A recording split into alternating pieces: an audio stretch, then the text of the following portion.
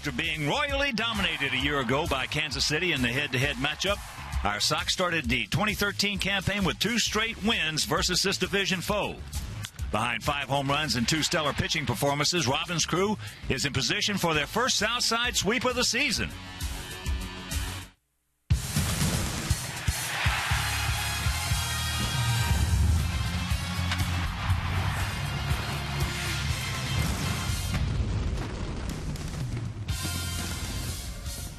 From the City Beautiful, Chicago, Illinois, Comcast Sportsnet presents White Sox Baseball. It's Paul Coneco, Gavin Floyd, and Robin Ventura Sox as they get set to butt heads with Billy Butler and the Kansas City Royals.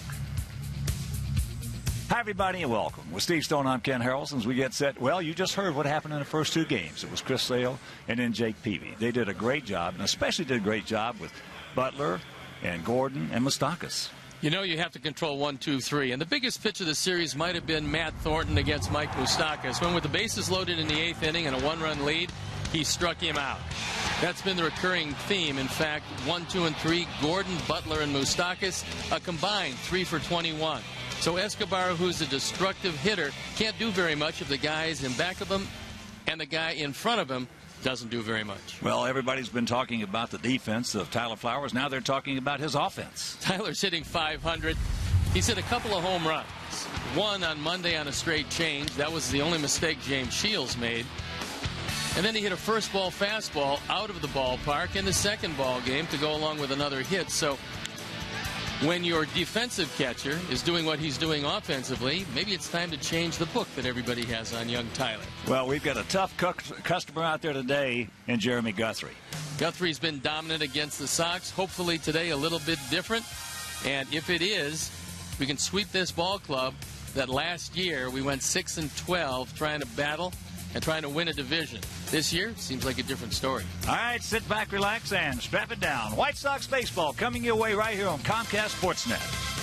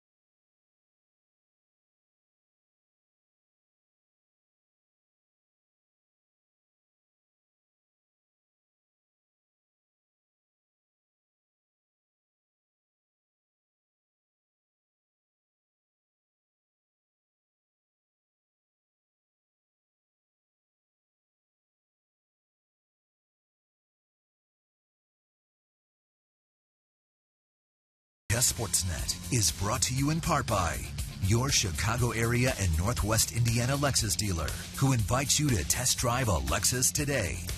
Blue Cross and Blue Shield of Illinois, through it all.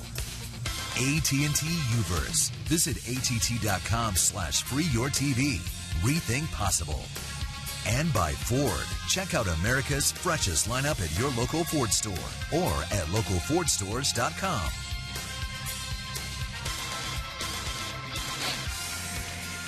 Welcome back to beautiful U.S. Cellular Field, where it's a gorgeous sunny day, 57 degrees. So this is the first very comfortable day we've had, and this is the finale of the series with Kansas City.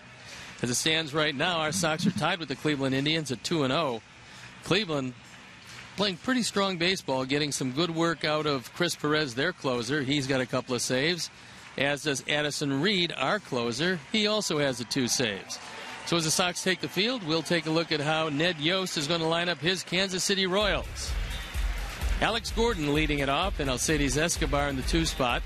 Billy Butler, the DH, with Mike Moustakas, Salvatore Perez, Eric Hosmer, Jeff Francoeur, who's had a nice series, Jared Dyson, the speedster, hitting 8th, and Chris Getz playing 2nd and hitting 9th. The defensive setup and how they're going to line up behind Gavin Floyd, left to right, Viciedo, Diaza, and Rios. In the infield, Keppinger, Ramirez, Beckham, and Konerko. Tyler Flowers, the red-hot offensive machine. Tyler Flowers gets a nod behind the plate. And our Lexus pursuing perfection starting pitcher is Gavin Floyd. Last year, 12-11, the ERA, a little over 4. As you can see, he allowed 22 home runs, and left-handers did hurt him, and one of the keys will be getting that curveball early. But another key today, with Dyson in the lineup, Ned Yost realizes his hitters are not hitting quite as they should, so he's going to look for more speed, and Dyson and Escobar are the speedsters. The umpires for the game today: Hunter Wendelstedt behind the plate, Alan Porter at first, Jerry Lane is at second, and Brian Onora is at third.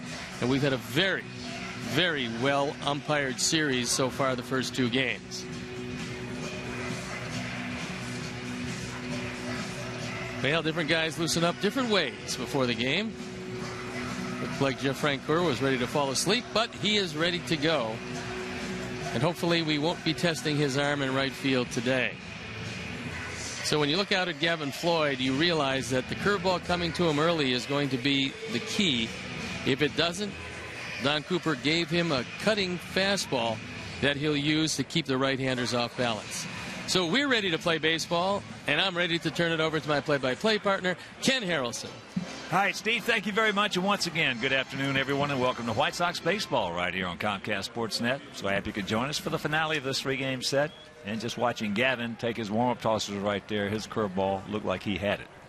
It was sharp and breaking. But right here, left fielder Alex Gordon, 1 for 7 in the first 2 games, gets set to lead it off. Outfield shading him to the left, gap out there in right center. And our 6'6" right-hander's first pitch of the ball game. And the count 0-1. And here at the ballpark, 330 down the left field line, 335 down the right field line, 375 in the gaps, and 400 straightaway center.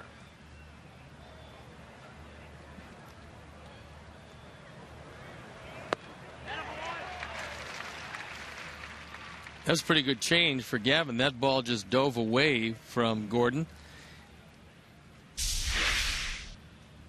Take a look at the movement on this one. And now what the Sox have done with Gordon is they've stayed up head high with fastballs. Well, Gavin had trouble last year getting that leadoff man out. They hit 11 for 25 against him. 440. That usually isn't a particularly good endorsement for a successful run. But I'm sure the scouting report said, as you just brought up in describing Gavin's stuff, probably that his curveball's probably not going to be with him, so just sit on his fastball. And that would be a real good tidbit for their hitters, if in fact it held true. Well, that last breaking ball broke sharply down and in. Gordon was able to lay off.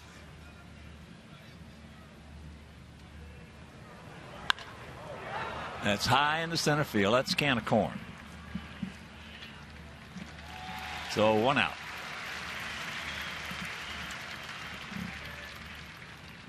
If you missed the opener and just tuning in, Sox won it 1-0. Chris Sale was just awesome, as was our bullpen. And yesterday, Jake Peavy was just awesome. We won that ball game 5-2, hitting 4 home runs. So here's Escobar. He's 3 for 8 in the first 2 games and 2 for 11 lifetime off Gavin. Gavin last year, though, against these Royals was 2-0. We won 2 of the 6 games that we won against Kansas City. He found the magic against them, but lifetime he's 5 and 8. Somewhat deceiving because he's a better pitcher now probably than he's ever been because of that cutter.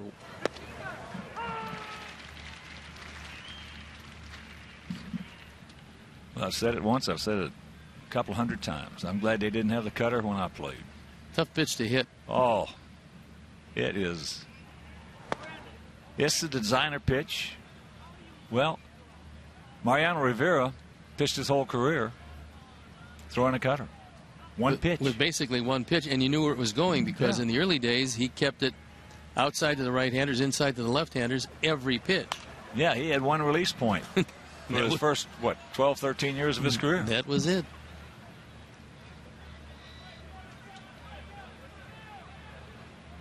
I think it was 1965. I saw one pitcher in the league do that. Had one release point all year long and won 20 games. And he gone. Hook. Good one. 2 down. Escobar didn't like it. He's having a few words with Hunter Wendelstedt, but we'll take a look at our Menards pitch tracks. That's a perfect pitch. Doesn't matter where Tyler Flowers catches it. That ball came over the plate above the knee and just dipped down. So a very sharp breaking curveball bodes well for Gavin Floyd. So here's Butler. Butler 1 for 7 in the series with an RBI, but that one pitcher that had the same was a guy named Bill Momboquette. I remember him. He threw one pitch. That's all he threw?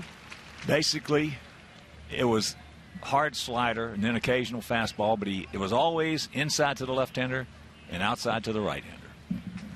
He did not try to move it around. Chases that hard breaking pitch right there.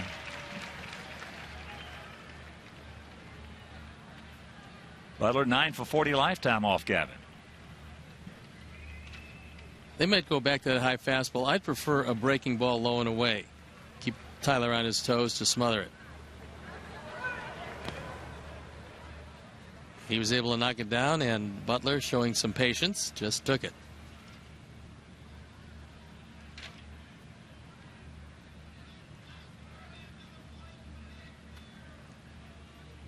Butler, one of the better hitters in the American League. And has been for a long time, and he's just 27 years old. Yes, he gone.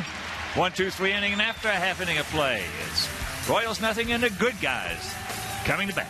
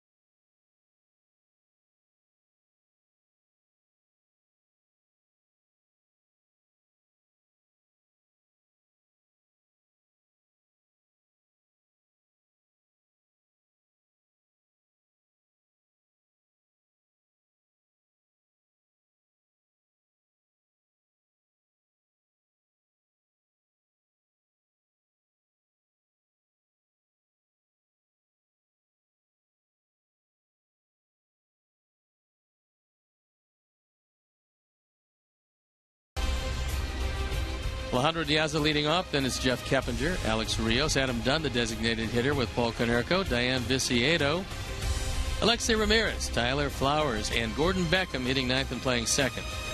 The defense, and how they'll line up behind Guthrie.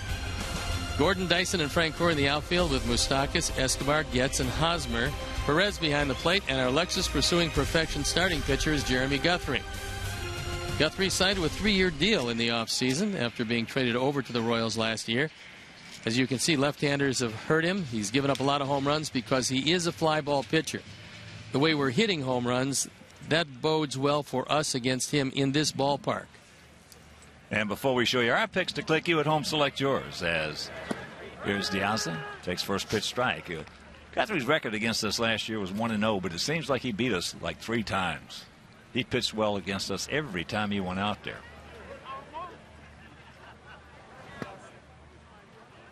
0-2 the count.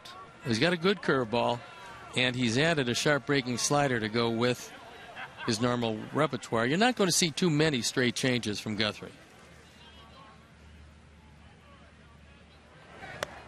Yeah, if it is one, it's probably just a show-me pitch. Well, he showed him one there. He showed him a fastball right at the bill of his helmet. And one of the big reasons he probably got that 3-year contract was the way he pitched against us. .30 ERA in 4 starts.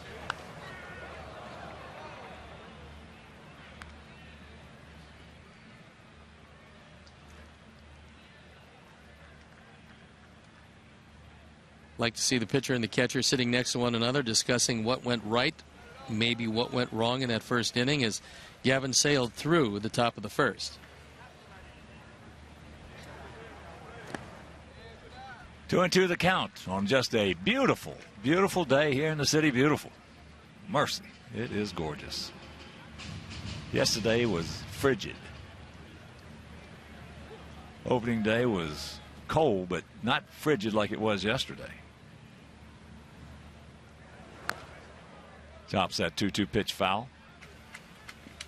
One of the things the Royals will give you today, unlike the last 2 days when Lorenzo Cain played center, Jared Dyson has better speed. However, he doesn't throw near as well, so I'm sure Joe McEwing and some of our faster base runners will take advantage of the arm of Dyson in center.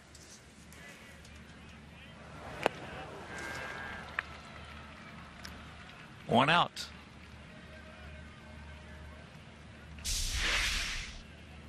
This looked like a 2-seam fastball that just ran away. Great late movement, perfect pitch. And yet another strikeout.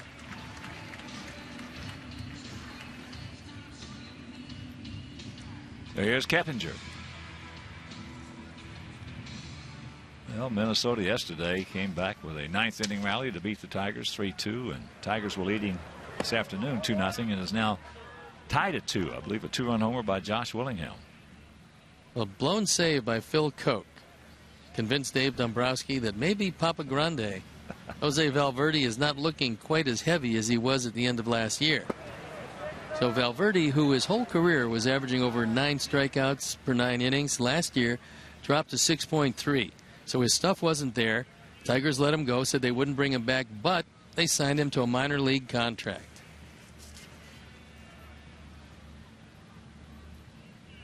Keppinger 1 for 8 in the first 2 games. Takes a strike to make the count 2-1. That contract, however, does have an opt-out clause for Valverde if he's not in the big leagues by May 5th. So saving 110 games over the last 3 years wasn't enough, but one blown save was to sign Valverde. One of the greatest adages about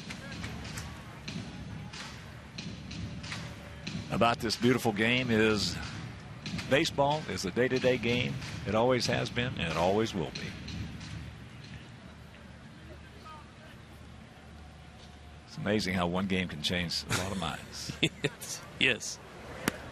Wasn't too long ago when the Tigers said Valverde will not be in their plans moving forward. They said that a few times, as a matter of fact.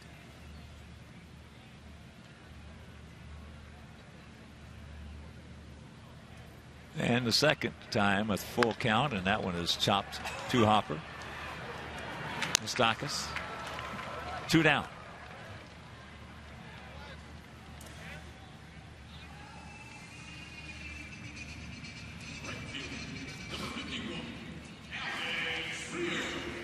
So here's Rios.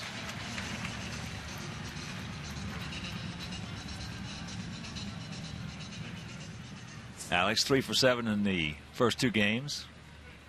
13 for 47 lifetime off Jeremy with a couple of homers.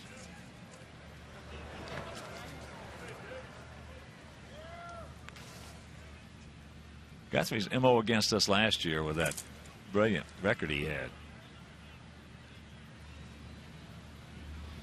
That very low ERA was first pitch strike. He just came right at him. He's gotten better and better. This is a former #1 draft pick, so he was highly thought of, but things flattened out for him. They had a terrible run in Colorado at 3-9 with an ERA up over 6. Well, when we saw him with Baltimore, he was basically a one-pitch pitcher. You know, they're tough parks. I think Colorado and Baltimore have the same thing in common. If you're a fly ball pitcher, it's hard to keep the ball in the park. He is a fly ball pitcher, and he found gold when he went to Kansas City because it's a big ballpark, and he went 5-3. 2-2 the count. Yeah, he's changing speeds a lot better now.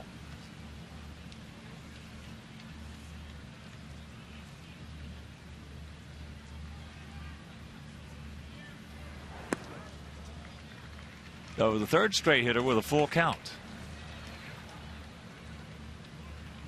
And about ready to deliver his 19th pitch of the inning. Ball for a base hit right here, Alex. 1-2-3 inning for Guthrie with a couple of strikeouts. And after 1, no score.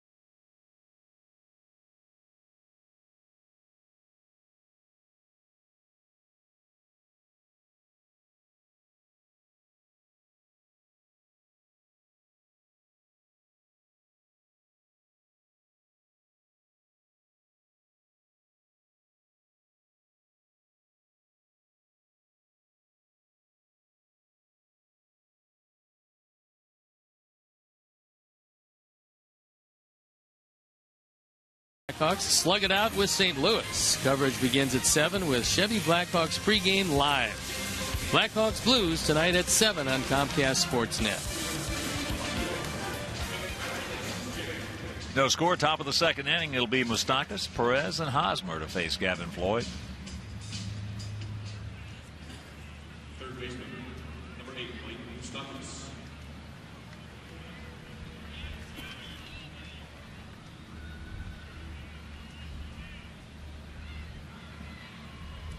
Moustakas, 1 for 8 in the series, and 1 for 8 lifetime off Floyd.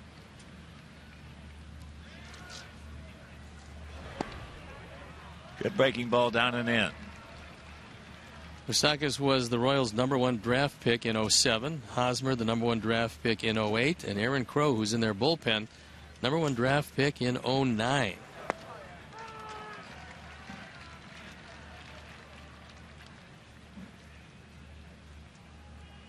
In 2010, Moustakas hit 36 homers, knocked in well over 100. And minor leagues. He's going to be a good one. It's just a matter of time with him. He certainly has improved the defensive end of it and is one of the best defenders in all of baseball. He gone.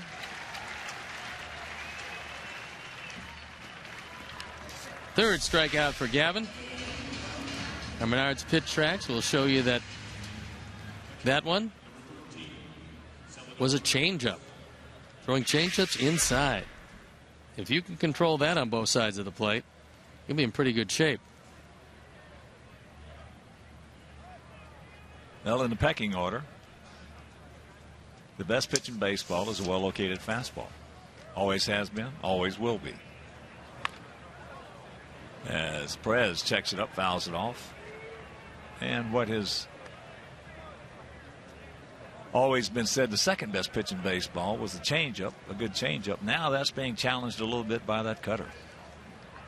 More guys are finding out that it's a fairly easy pitch to throw. And because you can aim it down the middle, if it cuts at all, it's going to be off the sweet spot of the bat.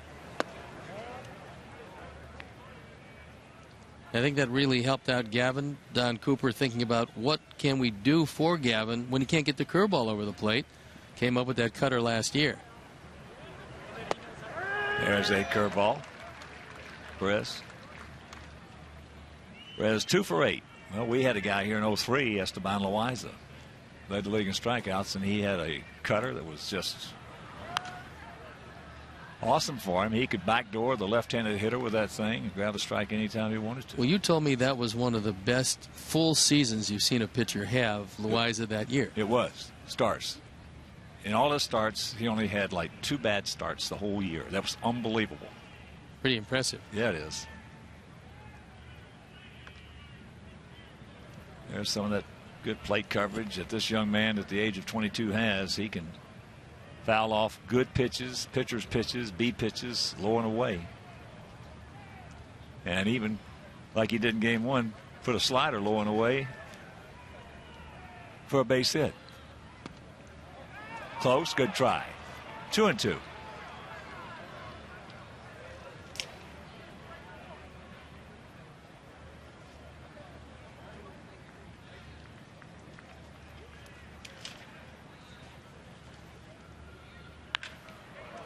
Made a mistake right there. Got a roller up, hammered it. So he's on his way to second base. So Perez, just a good player. You can cancel a post-game show. That's the first hit of the ball game. Tyler wants it low and away, and as you can see, this one stayed up and out over the plate. That is a hanger. And Perez swings the bat too well to miss those.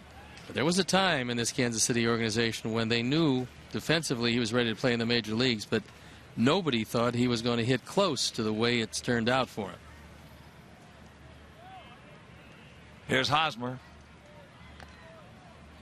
Goes through that one.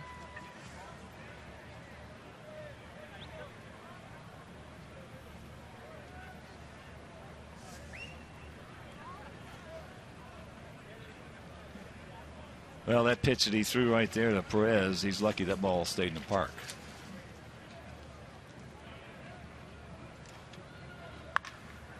That's hammered, but watch out. Perez had a similar one of those back in the first game against Chris Sale that was hit so hard, didn't have a chance to get up high enough to go over the wall.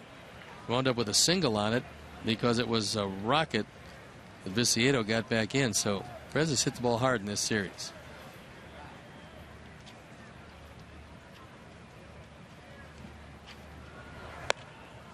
Lays off of it. Royals signed Perez when he was 16 years old.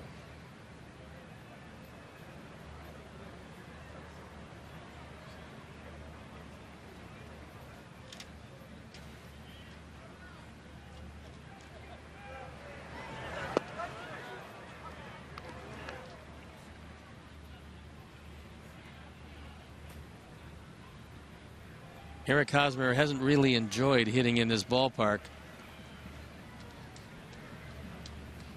And this has always been known as a hitter's park. So for some reason, the sight lines aren't good for him. Osmond 1 for 7 in the series. The ball hit hard into left field. But we got a man there.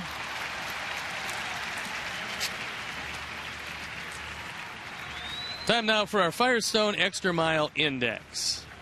And it shows you that Gavin Floyd last year had a pretty good run at it. As far as White Sox pitchers, 6 times he went 6+ innings, didn't give up any earned runs. Chris Sale with 4, Jose Quintana 3, and Jake Peavy with a deuce. Gavin Floyd trying to duplicate and better what he did last year.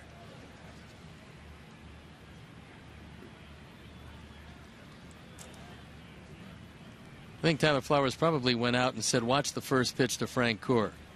Dead first ball fastball hitter, and will swing it just about anything. And he's 6 for 15 against Gavin. Ball hit hard, breaking pitch. And that'll do it. The double by Perez goes for naught after an inning and a half. Nada.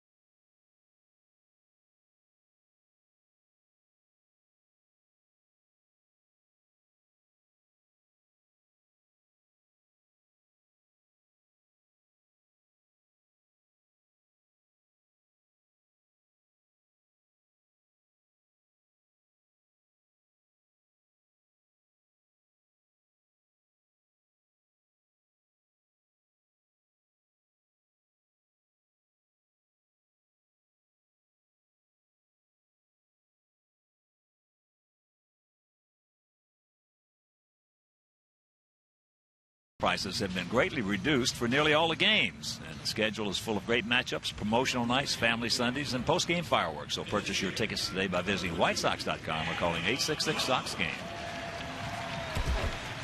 And right now, let's check out our Farmers Insurance picks to click this afternoon. Jim Anjo, our director and the crew, well, it was Rios. Steve's going with Keppinger and Terry Hanley, Hawthorne Woods, Mike Williams, Eric. From Bolingbrook, we're going to go with Diaza. And here is Adam.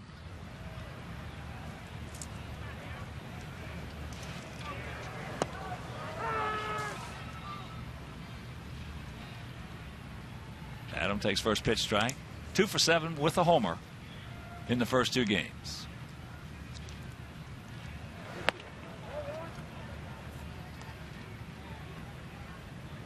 Paulie on deck and Viciedo in the hole.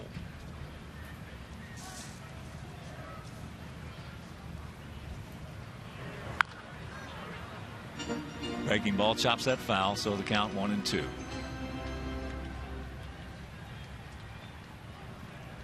The all-time leaders, 46 and 48, we've got them. Paul Konerko and Adam Dunn chasing Darrell Evans. Adam just did get a little bitty piece of that. Minnesota now leading Detroit 3-2. That game in the top of the 5th at Target Field.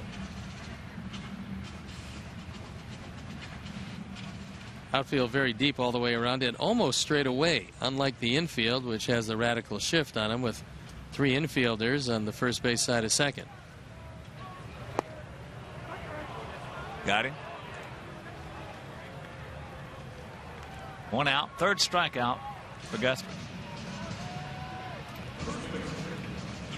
And it'll bring up Paulie. Paulie 1 for 8 in the series.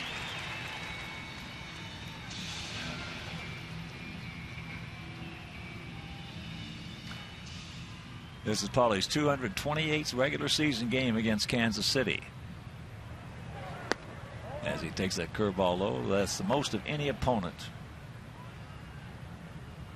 in the league. Well, you're getting them just about 18 times every year.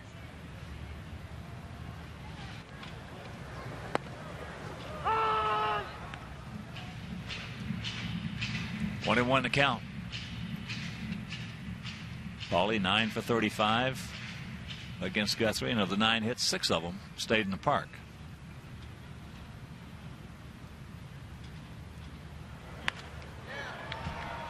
Soft line drive to Getz, 2 down. And that'll bring up Viciedo.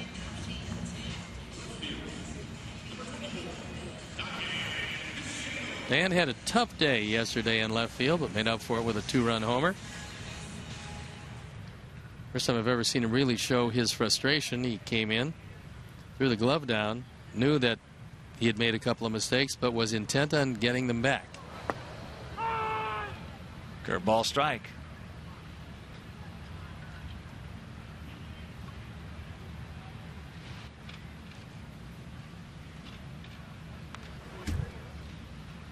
And if you missed that game yesterday and that 2-run homer, the home run, plus a great effort by Alex Gordon. Santana tried to sneak a fastball inside, and Gordon got a glove on it, but to no avail. Another 1-2-3 inning. He has 4 strikeouts, and we are into the 3rd.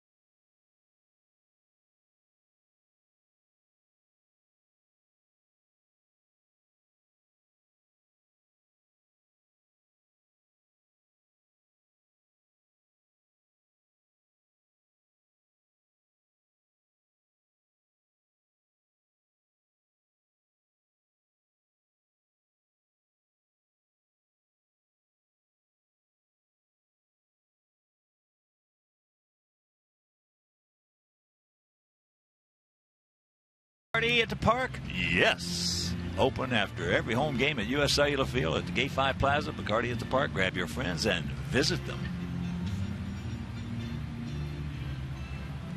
Jared Dyson, Chris Getz, and Alex Gordon here in the top of the 3rd inning. I don't think I would play him too deep at the corners, because speed is his entire game.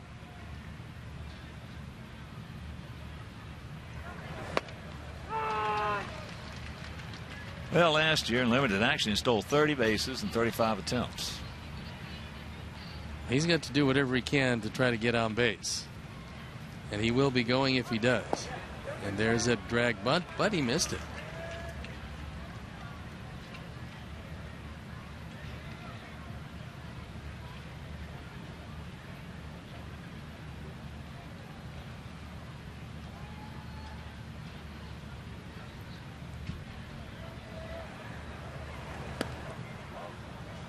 Another breaking ball down and in.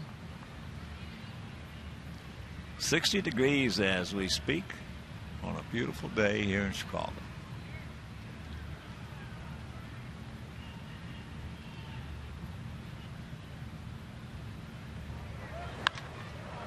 That ball high in the right field. Alex, he's got the bead and the ball.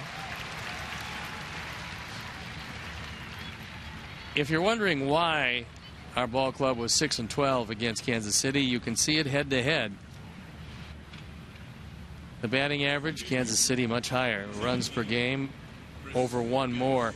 But hitting with runners in scoring position, something Kansas City did all year against our club, and we couldn't do against theirs. So we have a 4.20 ERA, and theirs is 2.62. You can understand where you would be dominated, and that's what happened. Well, a lot of those games we played them with that low runners in scoring position average. At that point, when we played Kansas City, we were leading the league in batting average, runners in scoring position. I don't know how that worked, but they just seemed, whoever they ran out there, and they had a completely different starting rotation. Starting rotation's ERA was 5.01. So they got decimated by everybody except our ball club. And then once they got to the bullpen, it was all over. Their bullpen is still very good, and they added Luke Hochaver down there, who gives them another pretty good arm to run out there. Probably the first guy out of the pen, because the back end is awfully tough. 1-1 to count to Getz.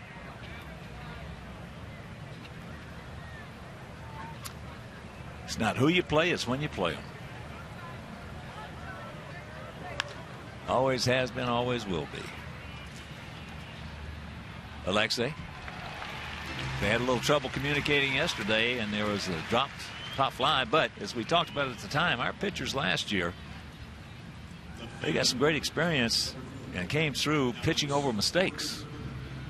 Well, if you give up only 34 unearned runs, that's exceptional. And you're going to have a pitching staff with a lot of concentration and a defense that can come back from mistakes, which is what happened with our defense almost all of last year. Well, in 2010 and 2011, it seemed like every time we made a mistake, he scored. Not so last season. Gordon, fly to Diaza in center. And the count 0-2. He's tying up Gordon with good breaking balls low and in. Gordon's hit a lot of fly balls in this series because, by and large, Sox pitchers have stayed up when they went with the fastball.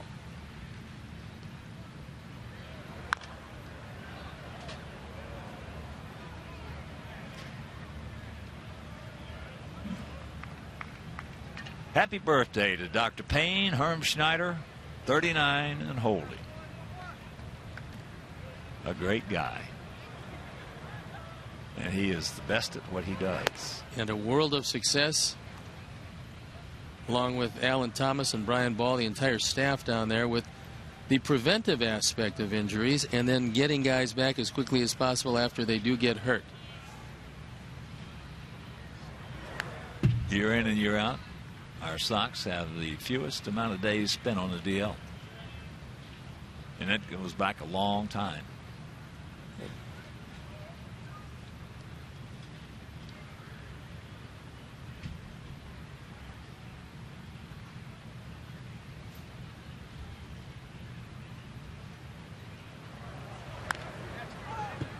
And that's a chop foul.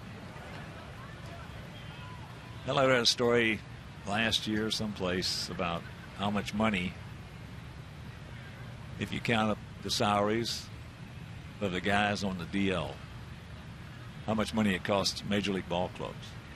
Well, right now the Yankees have over $100 million on their disabled list. Yeah, and I was getting ready to say that it was well over $1 billion. That's surprising.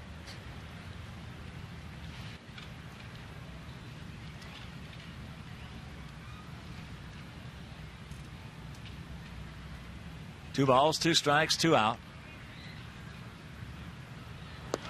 He gone. Hook. Fourth strikeout for Gavin.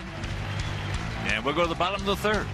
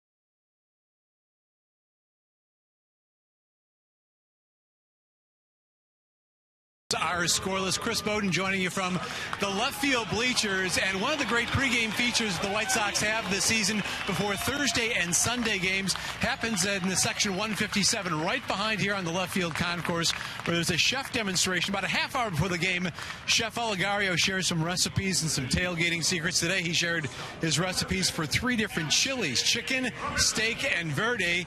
Answered some questions from a member of the Pride crew. The demo is displayed live on the scoreboard as well, but here's a hint. It's better to be there in person because they just might pass out some samples. So, again, it's before Thursday and Sunday games, about a half hour beforehand. So if you're out here this Sunday, check it out behind section 157. Hawk Steve, back to you. All right, Chris, thank you very much. And the first pitch to Alexei, leading off here in the bottom of the third. Swung on and fouled back. If you're just tuning in, we have not had a base runner. In fact, we have only had 2 guys hit the ball.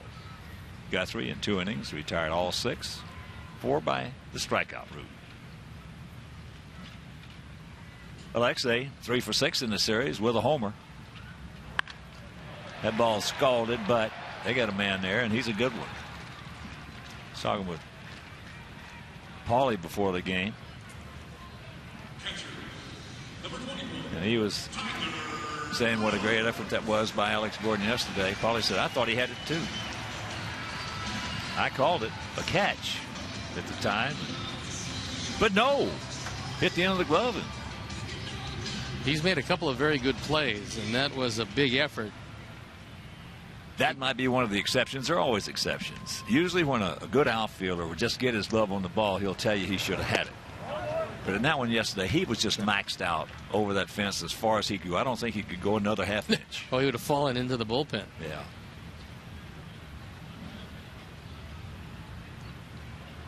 Last 2 years, Gold Glove winner out there. First time the Royals have had a player with consecutive years of winning the Gold Glove since Frank White, way back when. Now Tyler's got Guthrie where he wants him. Guthrie, for one of the few times, has fallen behind 2-0.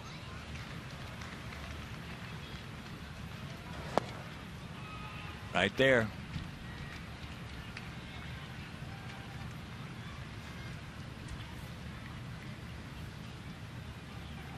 Heading on to his 36th pitch. Not a whole lot with 4 strikeouts already. Breaking ball strike, 2-2. Well, White Sox have only had 9 guys in franchise history to hit home runs in the first 2 games of the season. It's pretty amazing when you think about it, especially in this ballpark.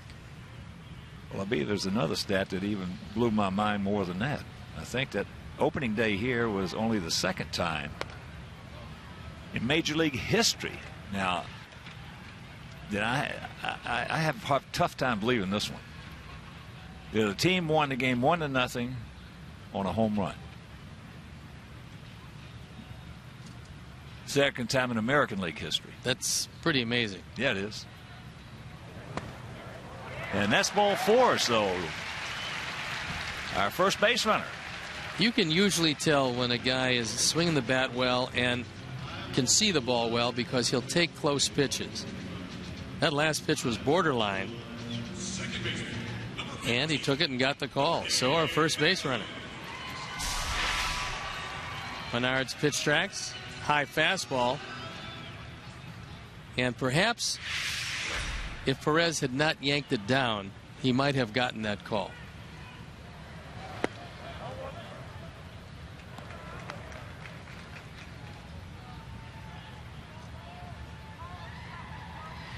Yeah, if I were an umpire, that would be my pet peeve. See catchers just yanking the ball in, out, up, and down? Trying to frame it when it's a bad pitch.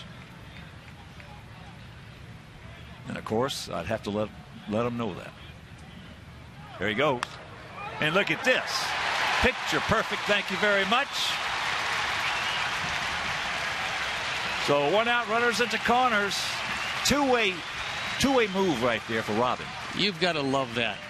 First of all, you've got a catcher with average speed, and Gordon has to concentrate more. You see him keep his head right down on the pitch, knowing he's got to make some contact to protect Flowers. Through the vacated right side as Getz took a step towards second. When it works, it is a thing of beauty. And Gordon struggling a bit at the plate. Had that little flair for a base hit in his first at bat. So Robin wanted him, as Steve said, to have some responsibility. I think we'll be seeing a whole lot more of that this year than we did last. So here's Diaz, struck out to lead off the bottom of the first.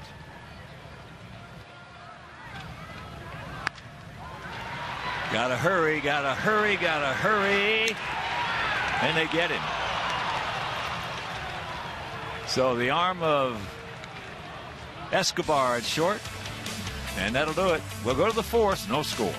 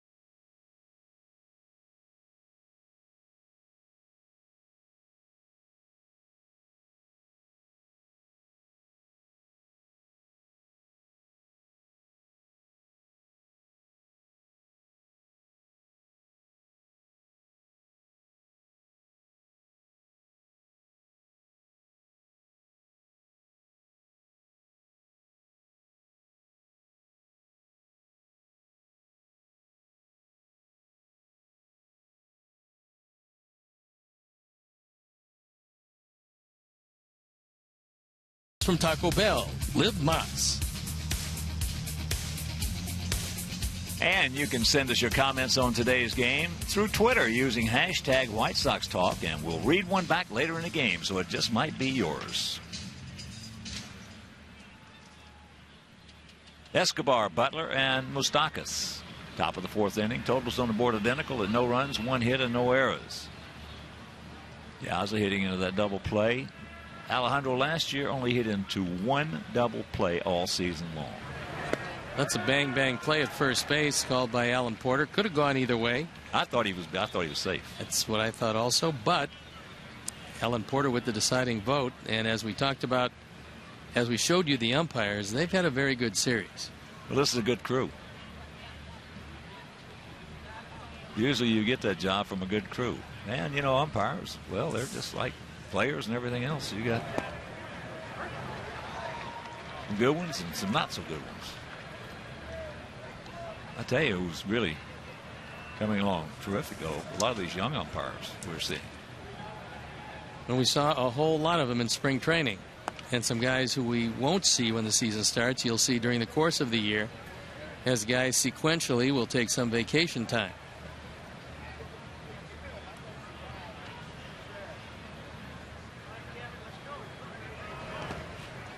Lays off that breaking ball. Count evens at 2. Big Sox fan Robbie Helfgott looking on.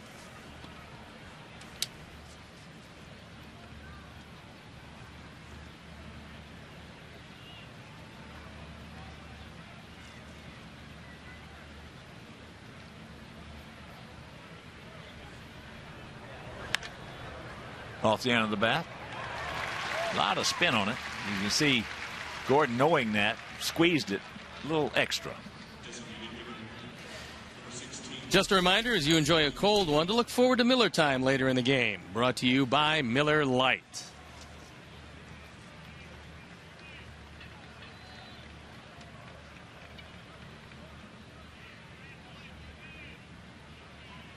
Butler struck out swinging at a high fastball. Takes that curveball strike.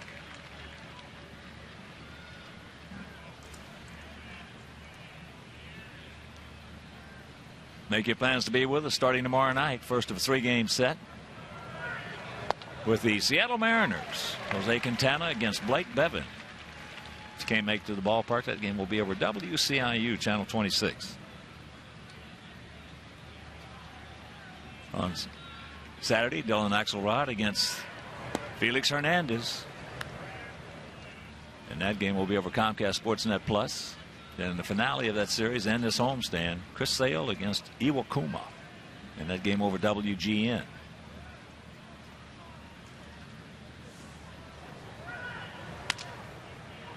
Breaking ball. And a broken bat. Yep, right off the end.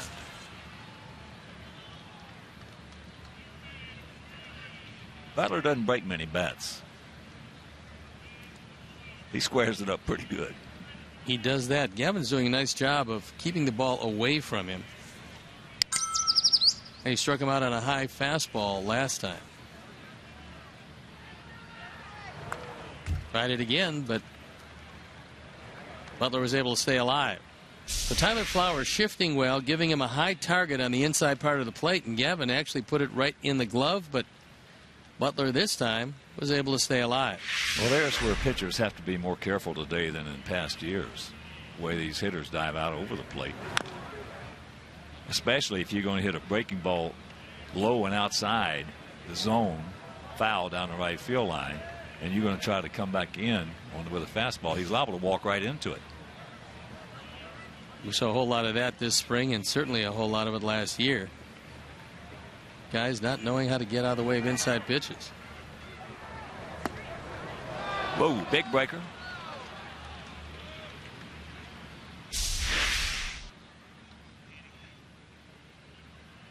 That ball just out of the zone. Good call by Hunter Wendelstedt. Broke a little too late to get the call.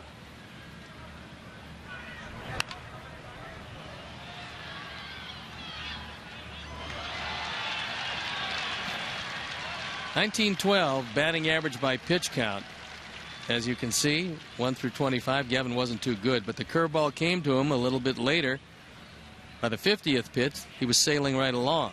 By the 75th pitch, nobody was hitting him, and then after that, they began to get to him somewhat.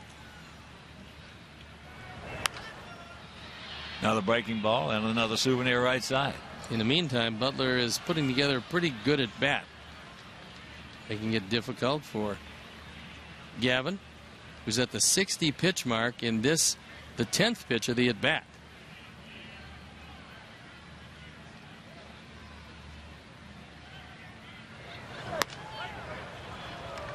Full count.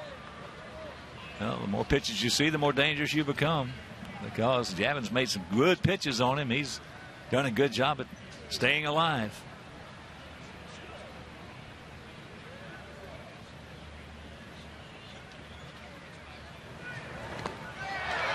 Not on that one. 2 down. 5 strikeouts for Floyd. Well, Gavin today has had everything going his way. It started with a 1-2-3 first inning. Good curveball. Escobar looks at it. Then he strikes out Butler on a pitch away. Only to throw a straight change to Moustakas. A good curveball. And Gordon didn't like the call, but it certainly will hold.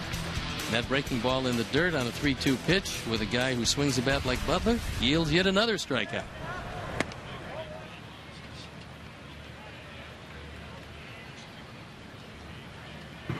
Moustakas, he struck out his first trip.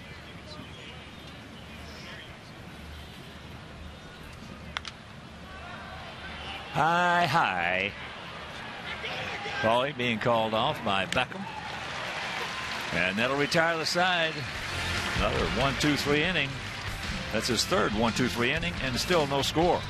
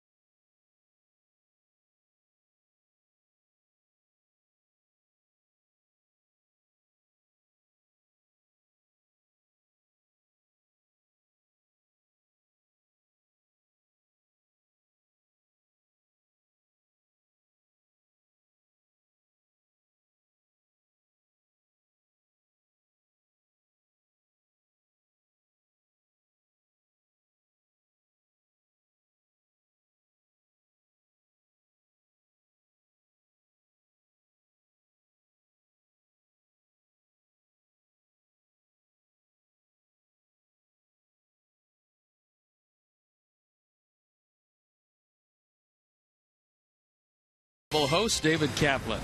Cap checks in with former Bulls fan favorite Brian Scalabrine and comedian Jeff Garland. Talk to Chicago sports and more. Watch Sports Talk Live, presented by Smirnoff, tonight at 5:30. Bottom of the fourth inning in a scoreless ball game. Keppinger, Rios, and Dunn to face Jeremy Guthrie, who's picking up right where he left off last year against us.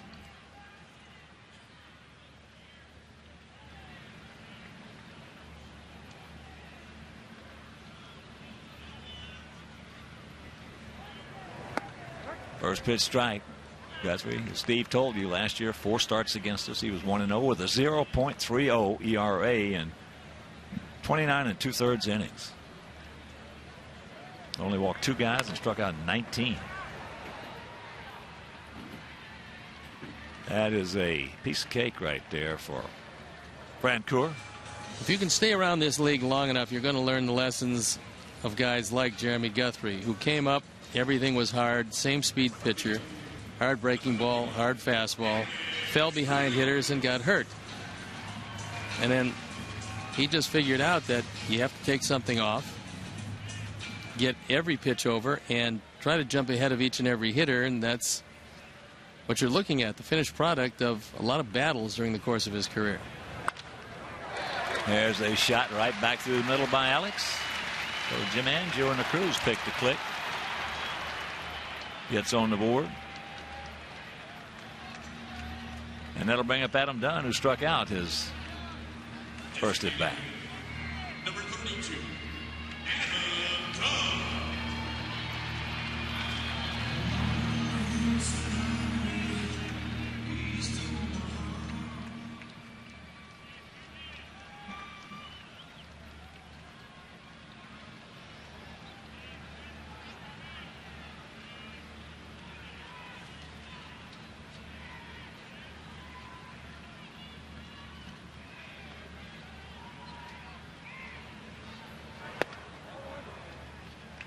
Takes that pitch, 1-0.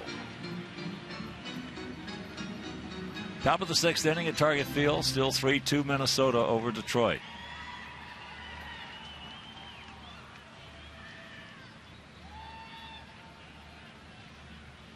Alex has a stolen base.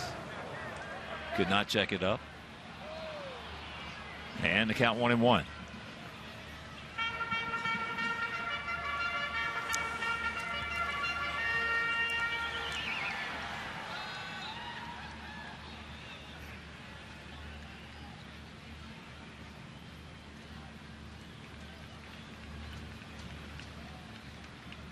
Long set.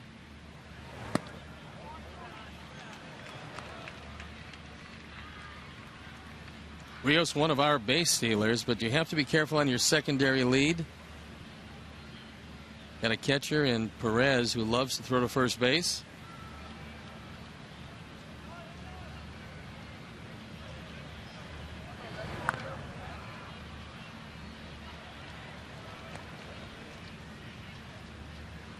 One out, 2-2 the count. Paulie on deck.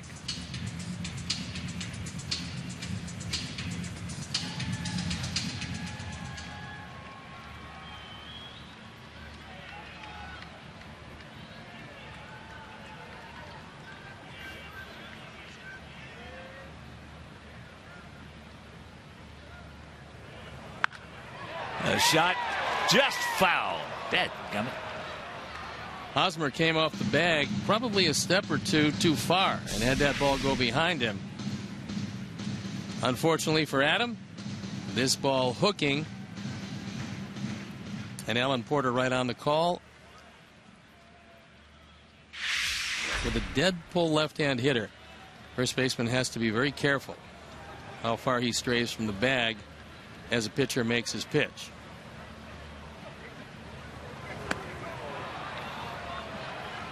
Two down. So the 5th strikeout for Guthrie. And a reminder, Saturday, come see our Sox take on the Mariners. First 20,000 fans receive a 1983 White Sox knit bomber hat. And all fans in attendance receive a 2013 White Sox calendar. So purchase your tickets today by visiting whitesox.com or calling 866-SOX-GAME.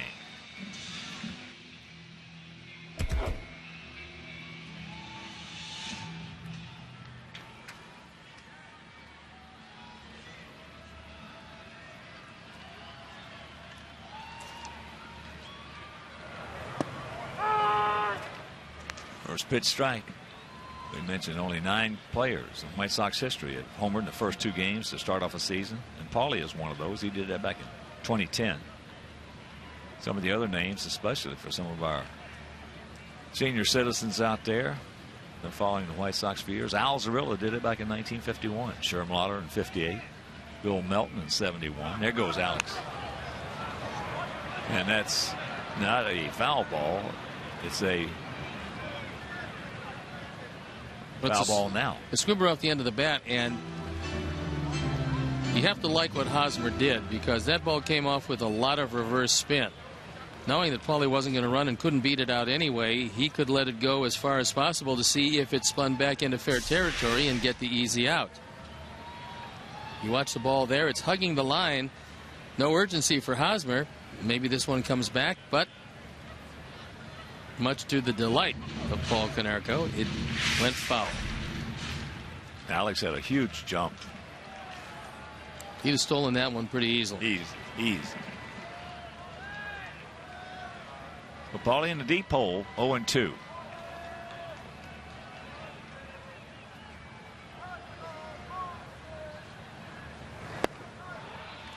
Got him.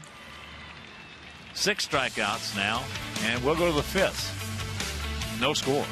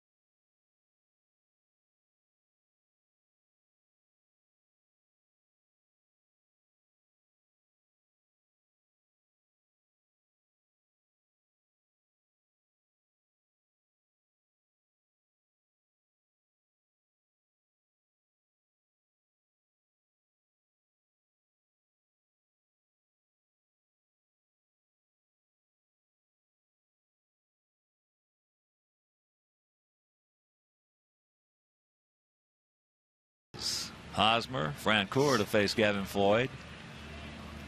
Salvador Perez got a hanger from Gavin. Ripped a double down into the left field corner. That's the only hit given up by Floyd. First pitch strike. Royals, boy, you're talking about making a sign. Whew.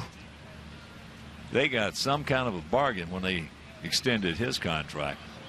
Well, I'm not sure who negotiated it, but it's a wonderful contract as far as the Royals are concerned, because they've tied him up for a long time.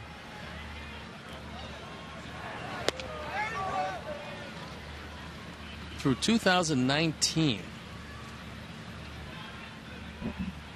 It's wow. Just taking a look at this. If he's not the most underpaid catcher in baseball, he soon will be. And the club holds 3 option years at the end of that contract. for a very moderate price. That's a fair ball. Right over the top.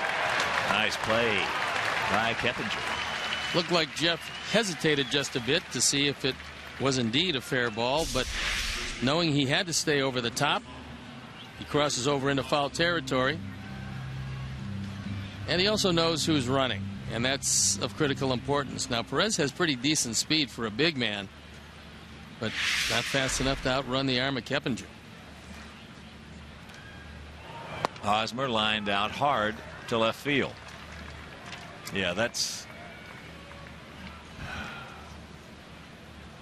an unbelievable contract there. I think you might want to rethink that. Nice pitch to push Hosmer off the plate. Well, I'll tell you this, knowing Kansas City organization headed up by David Glass. If Perez does what you and I both think he's going to do, they'll amend that contract. They'll renegotiate it with him. Because he's going to be a mainstay for them for many, many years.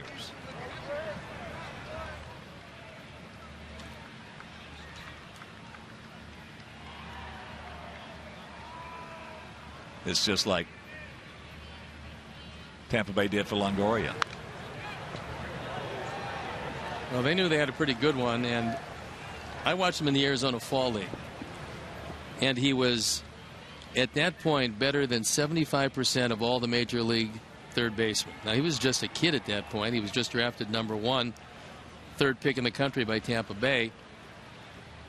And I talked to one of the members of their front office, and he said, oh, no, he'll be going to the minor leagues. I said, and why would that be? He said, well, we think he needs more seasoning. And I said, how about the clock? He said, well, that too. We don't want to start the clock running. Well, mysteriously, then, by the beginning of May, he signed, I believe, a 7-year contract. And all of a sudden, all that experience wasn't all that important. He came up to the big leagues, became the Rookie of the Year.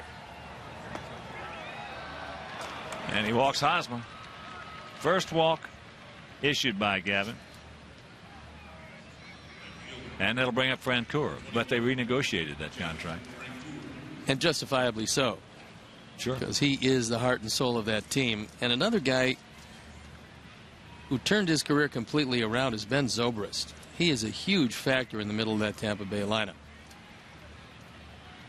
Francoeur grounded out to third.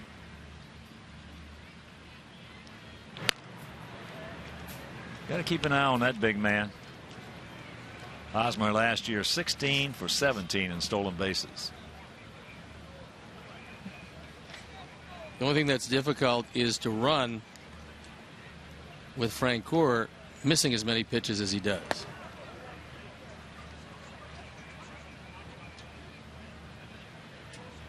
He also likes to swing early in the count, which makes him an inviting double play target if you can get him to hit the ball on the ground, as he did to finish off the second inning.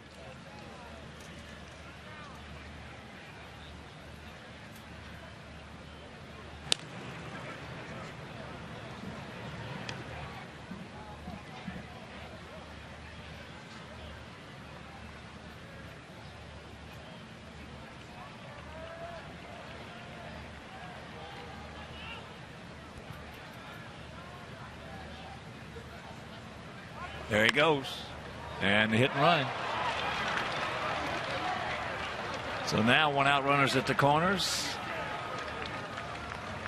And that'll bring up Dyson. Francoeur swung at a high fastball. This ball looked to be out of the strike zone. That's a mistake by Gavin, as Tyler Flowers wants it low and away. Gavin throws it high and away. And Ned Yost breaks out the hit and run. Brings up a guy that's very difficult to double. Yeah, you might as well play your infield in a little closer, because you got good speed at third. You got terrific speed at home plate and decent speed at first. There looked to be about a step and a half. Oh, just off the glove, but Beckham right there. to get the out as Hosmer scores and Kansas City leads it 1-0. Looks like it'll be scored 3-4-3. Heads up play by Gordon Beckham. The walk comes back to haunt Gavin.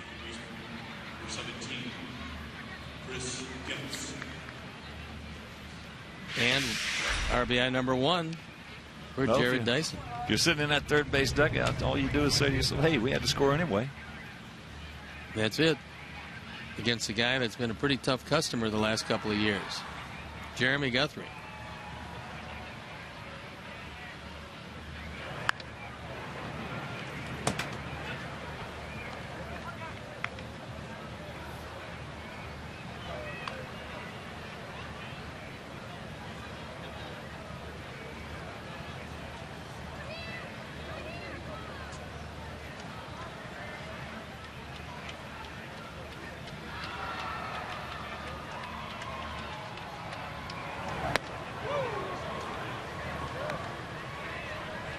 Ball strike to Chris Getz. Yes, the oldest man in this lineup at 29. Pitches starting to pile up on Gavin.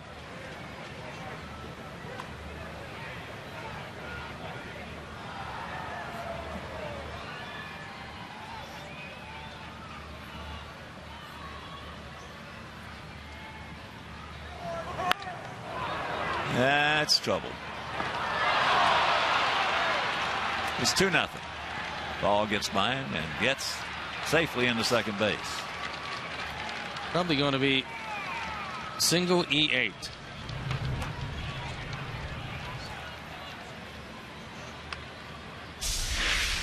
So Chris Getz with his first run batted in.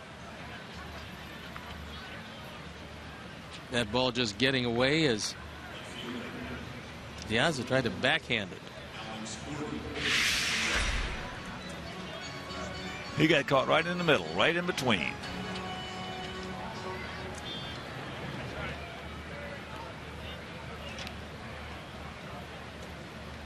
So Alex Gordon. He has gone out to center and struck out.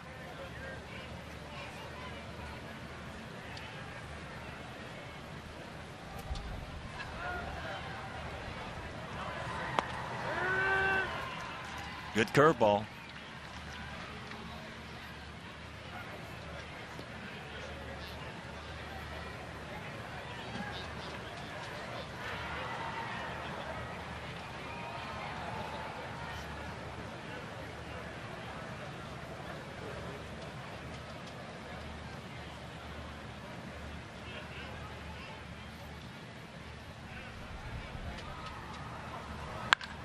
And that's trouble. It's going to be a 3-0 ball game. So that one out walk started everything off.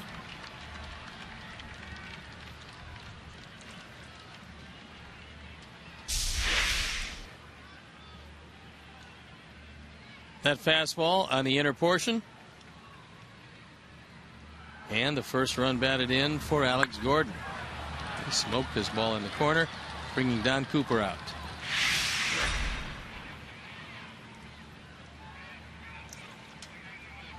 And while they're having that little chit-chat, season tickets for our Sox are available right now. And prices for most plans have been greatly reduced for the 2013 season. Purchase a season ticket plan and gain access to the best seats at the best price with the most benefits. Full season plans start at $616 per seat. Split season plans start at $191 per seat. So purchase yours today by visiting whitesox.com or calling 312-674-1000.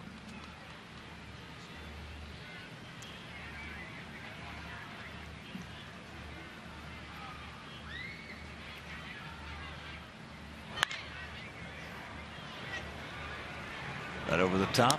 But some damage is done. The crooked number goes up on that board. We're halfway home, trailing 3-0.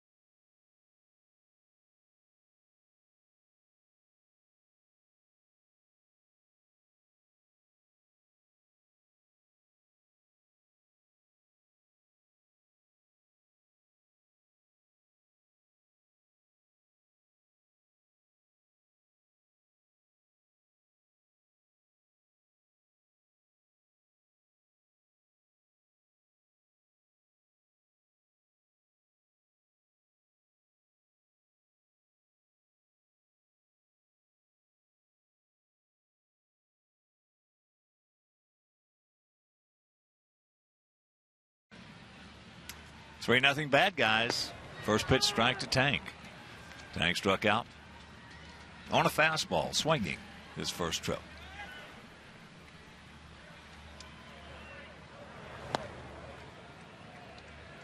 Nothing into the count.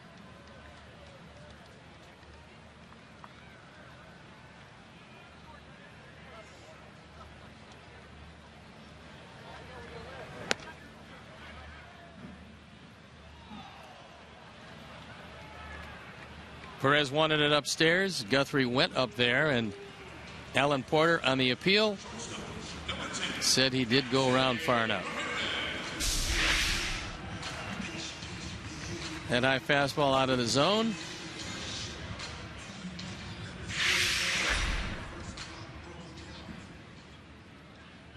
Here's Alexei.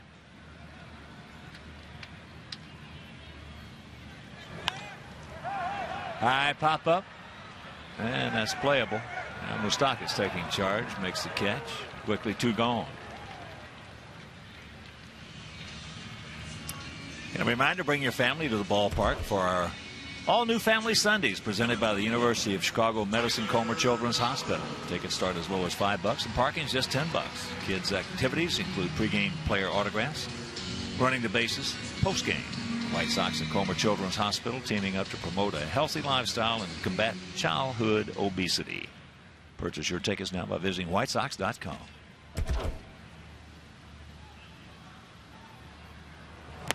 Alexei. That got him. Just did nip him. So a walk now, a hit batsman for Tyler. And that'll bring up Beckham. But Alexei, a notorious slow starter. Alexei in 08. In April, hit 121. 09 hit 214. 2010, 221. A little better in 2011, 265. 2012, 207. Well, hopefully this weather will be conducive to a faster start for him. Looks like he's swinging the bat a bit better. He is. Yes, he is. Gordon with a nice hit and run base hit between first and second in the 3rd inning. Watch out.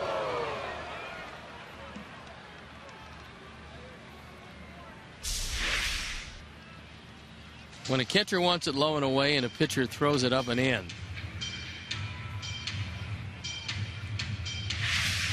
time for the catcher to go out and have a word with him and find out just exactly what he's thinking about. Maybe remind him a bit of mechanics, because when a right-hander throws inside that far up and in to a right-hand hitter, it means he's opening up too soon.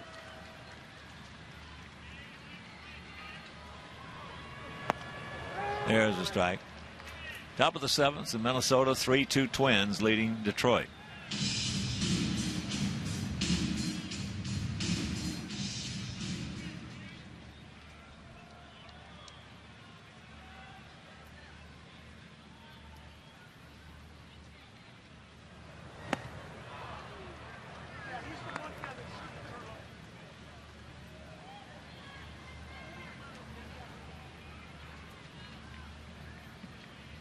Two out, 2 balls, 2 strikes. Finale of this 3-game set.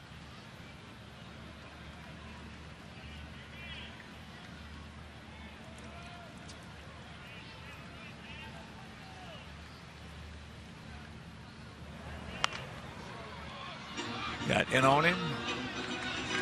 And Gordon, good job just to fight it off. Daza on deck. We'll be taking a look at these Royals. The early part of May, we're in Kansas City, 3rd, 4th, and 5th against the Royals. I think we see them once a month all season long, as opposed to the Tigers, who we won't see until July.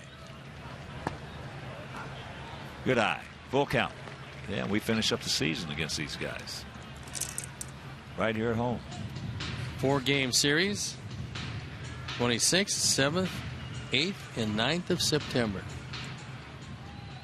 Seems like it's a lifetime away now. We have a good year, it'll go pretty quickly.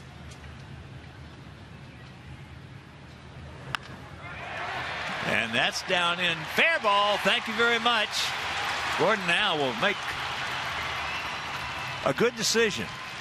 Well, it turned out to be a good play by Frank Coor because this ball actually backed up on him, and if not for the bare hand stop, Tyler Flowers scores a run.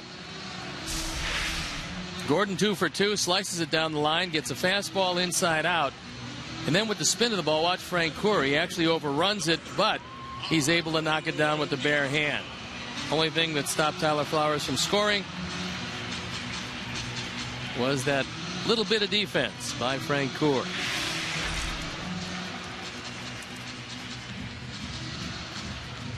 So 2 out, runners at the corners, and here's Diaz, who has struck out and hit into a 4-6-3 double play. That was with the man on first and third, and Alejandro, as I mentioned, only hit in 1 double play all season last year. Takes ball 1.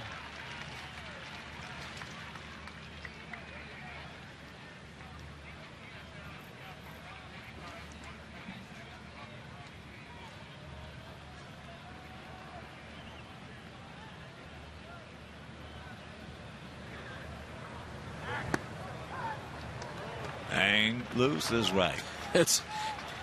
Perez came up ready to fire, and Tyler Flowers had to dive back to the bag, even though Moustakas wasn't near.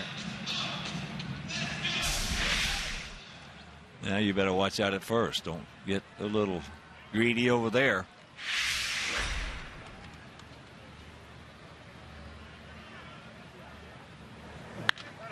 And there's a base hit. So Gordon now will pull up at second. Frank Coor gets it back in, hits the cutoff man, and Sox get on the board. Atta boy, Alejandro. Don't stop now, boys. First run batted in by Diaz. Maybe it'll open the floodgates against Jeremy Guthrie. That fastball down and on the outer third. So Alejandro stays right with it and cuts the lead to 2. It's even at 4. And our Sox have made the only error of the game.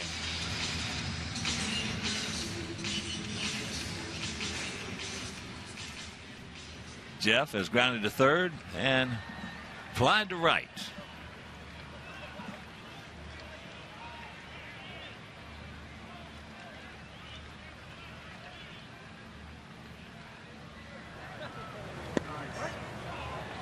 Takes it right there. First pitch strike.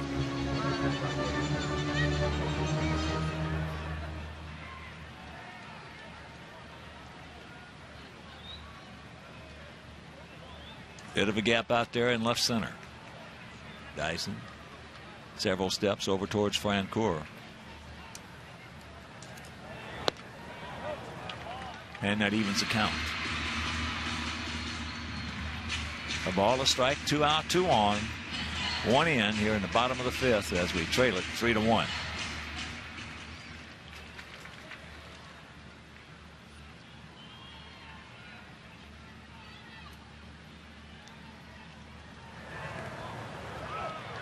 Blocked nicely. Perez in the first 2 games was just outstanding, making many good blocks. If you're a young catcher, you could do a whole lot worse than emulating Salvador Perez. You see him bring the elbows in, tilt his body forward so that the ball, when it does hit off the chest protector, bounce straight in front of it. You don't have to catch it. You just have to make sure that it doesn't get far enough away so the runners can advance, and Perez does it perfectly. Well, that's one thing the young catchers have to learn. On a play like that, you don't even make an attempt to catch it. Now, they want to be able to make a highlight reel by picking one out of the dirt, when in reality, especially with Perez, he's got such a big body. If you bring your elbows in, it's even a wider space to get by. Let's make sure you cover up, in hockey parlance, the 5-hole, which is in the middle of your legs. As he gets him, but we get on the board, and we'll go to the 6th, trailing 3-1.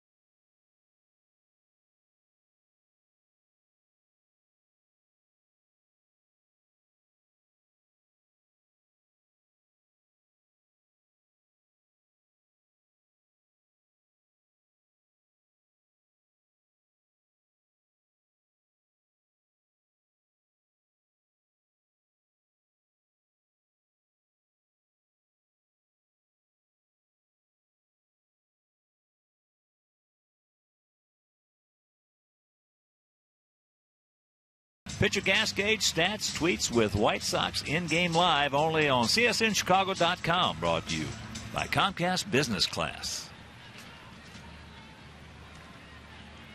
Get ourselves a 3-1 ball game right here. Kansas City on top of the 6th inning. Gavin has to have a bounce-back inning. It was a tough inning for him last inning. With 1 out, he walked Hosmer. Then floodgates opened. So his offense has gotten him a run to close the gap to 2. But he wants to keep his pitches to a minimum as he's in the mid-80s. And with that in mind, the bullpen up and going. Looks like Santiago. Billy Butler, 0 for 2, a couple of strikeouts. Takes a breaking ball strike.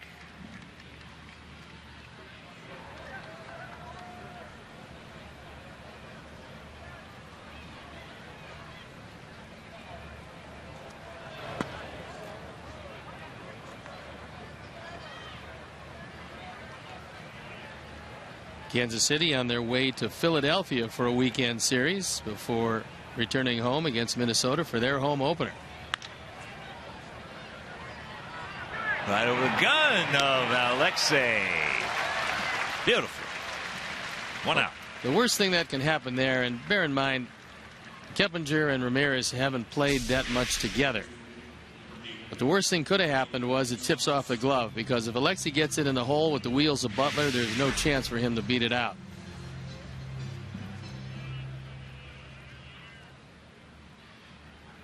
Mike Moustakas struck out and popped up.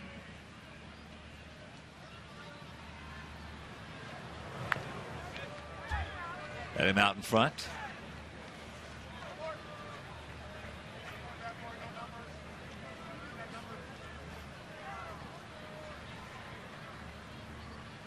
Mike's dad, Mike Sr., former college football player at UCLA. Out and around that breaking ball. Bobbled. Plenty of time. 2 down.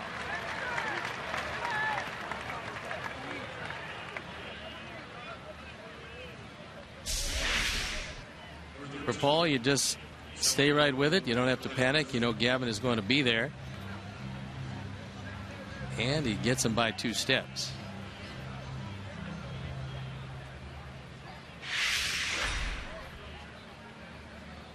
Here's Perez, that double. Hard double. And a grounder to third.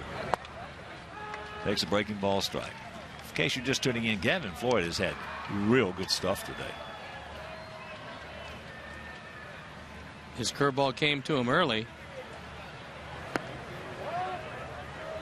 Last inning missed his location with a couple of fastballs. That was probably a couple of mistakes he's made, but he hasn't made too many. No, he's had good stuff.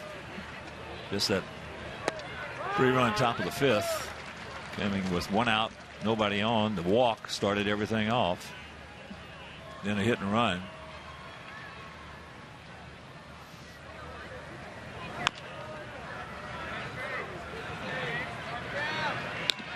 And a nice comeback inning as Steve wanted. 1, 2, 3, and we'll go to the bottom of the 6th, trailing by 2.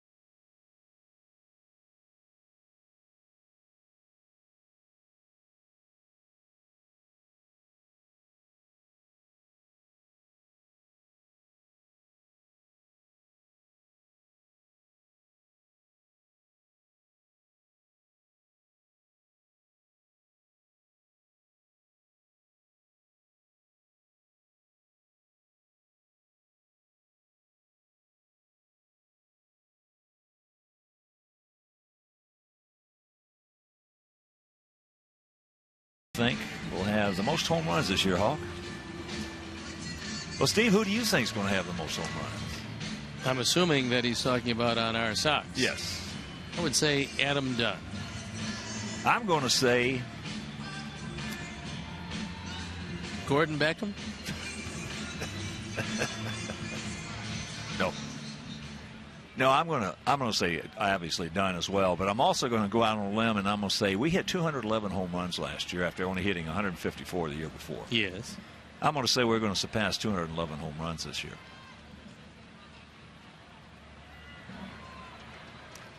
And in fact, we need some right here because we trail it 3-1, bottom of the 6th. We can do that easily if the weather will cooperate early in the season. Last year, weather wasn't too good early in the season, and it holds down home runs. You know, this probably today is probably, if you'll think back in the last 4 years in April and May, this is probably as good a day as we've had. Still 60 degrees, beautiful sunshine, not a cloud in the sky. And for early April, this is summer resort weather in Chicago.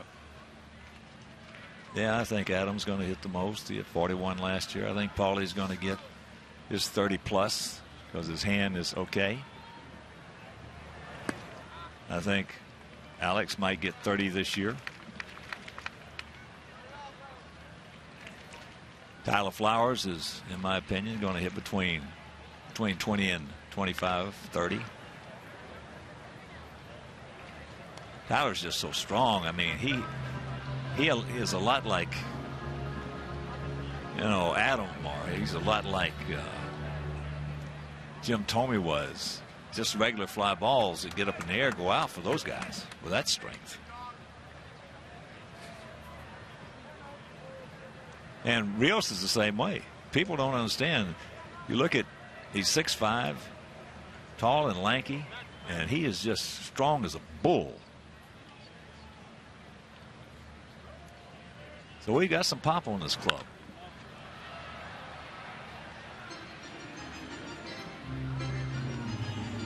Alexei's going to hit more. Well, you would, yeah. Last year with 9, I assume he's going to do a whole lot better than that.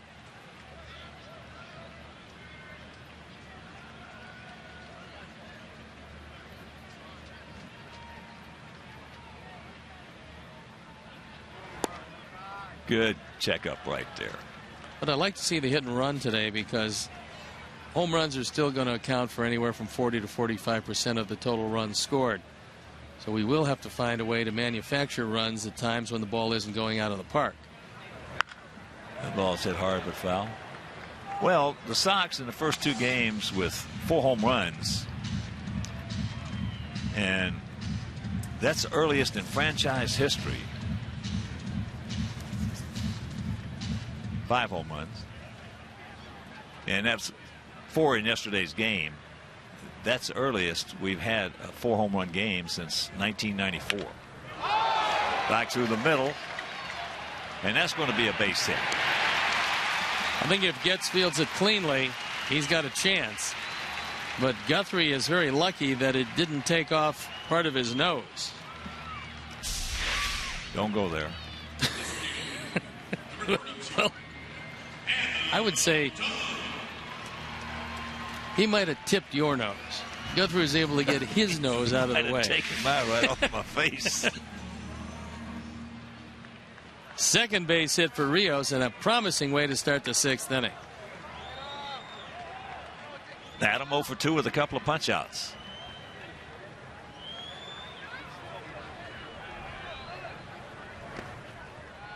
And Chris Kamka tells us that 9 of Adams' 53 home runs hitting the White Sox uniform have come on the first pitch.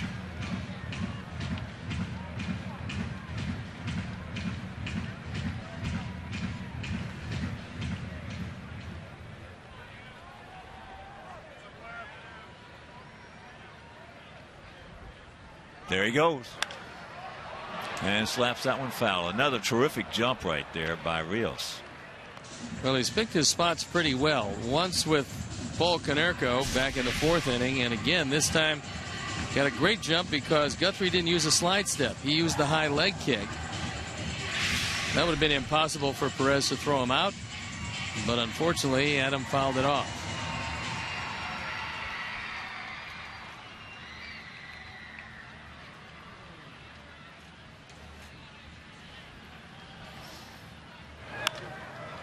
High left side. Gordon.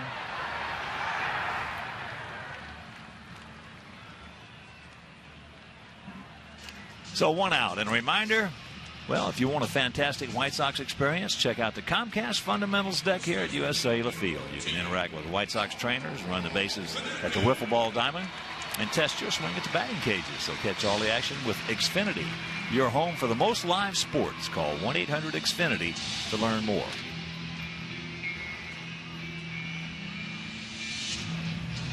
Here's Paulie. Paulie 0 for 2.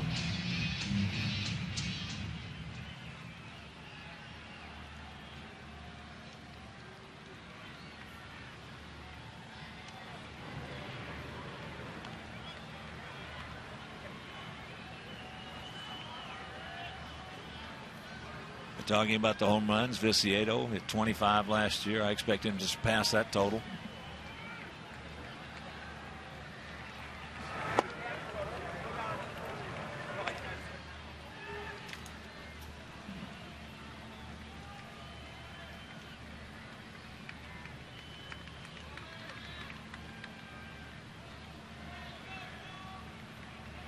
So that tweet from Chad Esparza on the home runs. And we're going to be reading a tweet.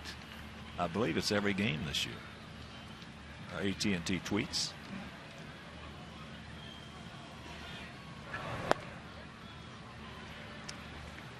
So jump on, tweet us, and maybe it'll be yours with your name out there.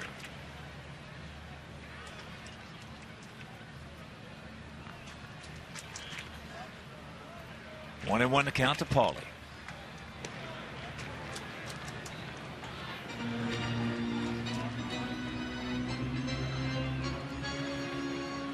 Guthrie doesn't have a great move to first base, so you can maybe get an extra step.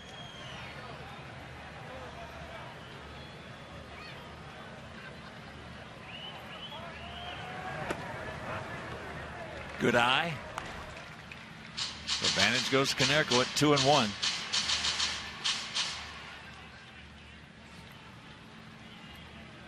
Paulie's next hit is going to be a big one for him.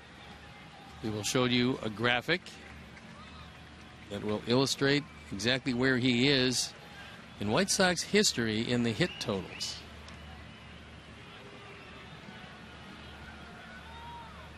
The next hit, he will break the tie with Frank Thomas, trailing only Nellie Fox and Luke Appling for most career hits as a White Sox.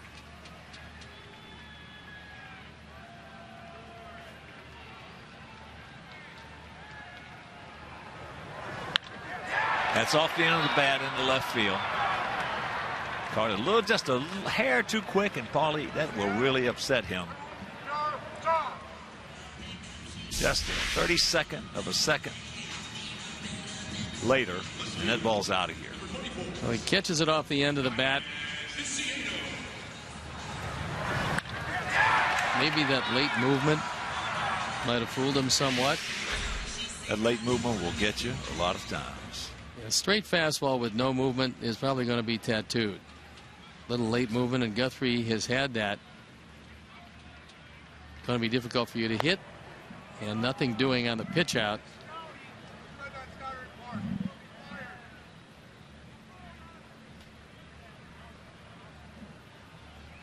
I'm not sure how often Guthrie employs the slide step, but usually after a pitch out, you very rarely back it up with another pitch out. So good time for Rios to run and a good time for Guthrie to use a slide step. There he goes. And that's foul back. And Rios once again had a great jump. And Guthrie did not use a slide step. Nope. 90 pitches.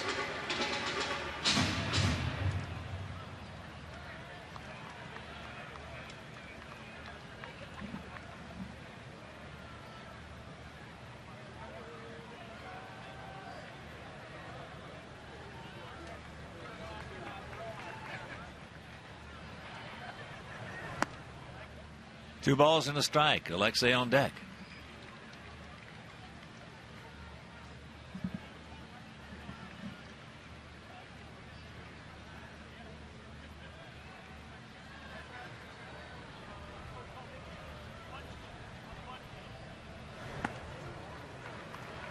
Al. Catbird seat, 3-1. Darrell Boston goes over just to have a word with Alex Rios, both looking at Joe McEwing, who gave them the signs, see if he wants them to go.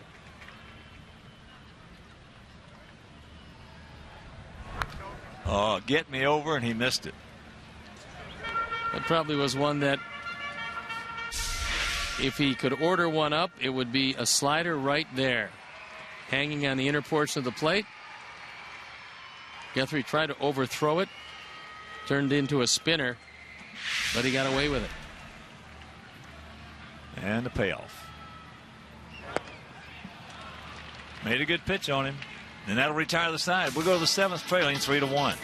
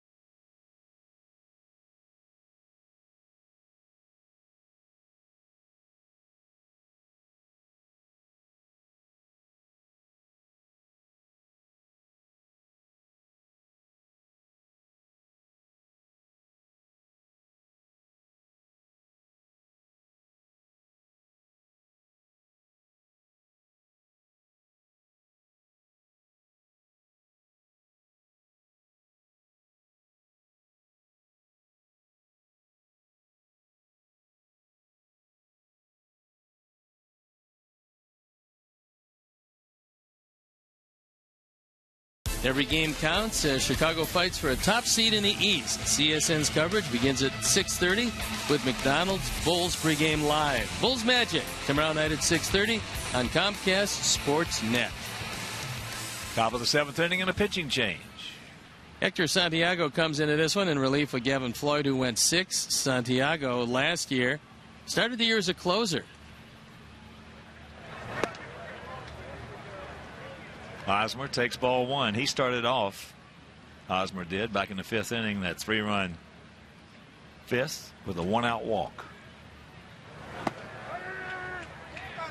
Count evens at 1.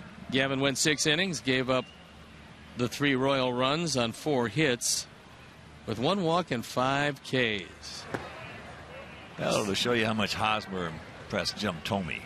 Thome back in 2011 gave Hosmer a bat with a message: when I retire, I'll be pumped to watch you on my couch for the next 15 years.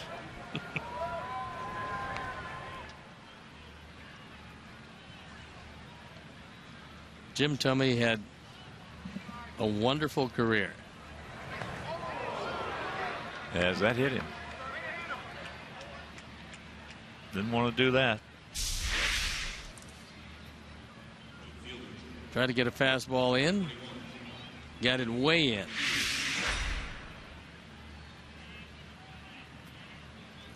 Last time in a similar situation, only with 1 out. That coming in the 5th inning. Ned Yost used the hit and run.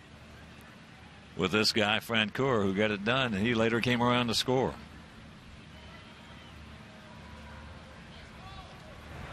Hosmer, in his 3 at-bats previously to against Santiago, was 0 for 3 with 3 strikeouts. And Francoeur is 0 for 5 with 4 strikeouts.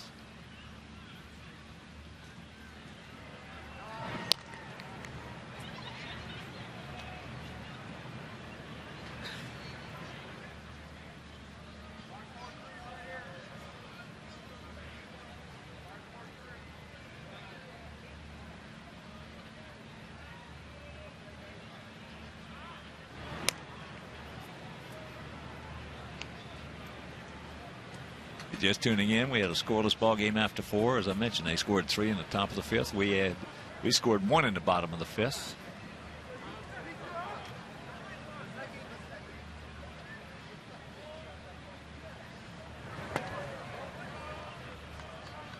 Now Tyler wants to go out. 2-0 the count. And a reminder, get your young White Sox fan in the game. Sign them up for the 2013 Kids Club presented by the University of Chicago Medicine Comer Children's Hospital. All-Star members will receive a youth jersey, White Sox cap, ticket coupons, and much more. Sign up today at whitesox.com.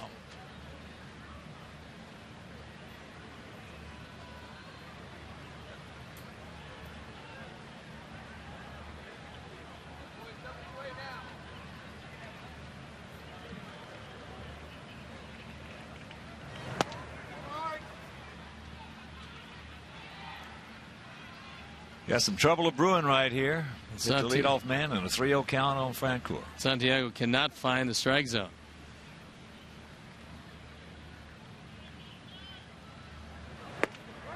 There's one.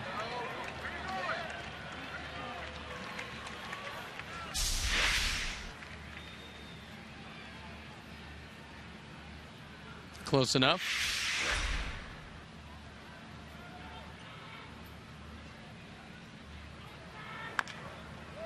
And a full count. That time he threw him a screwball, moving away.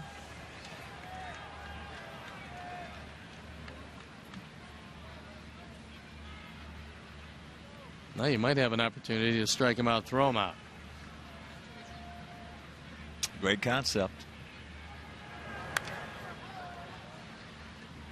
Just did get a piece of that screwball.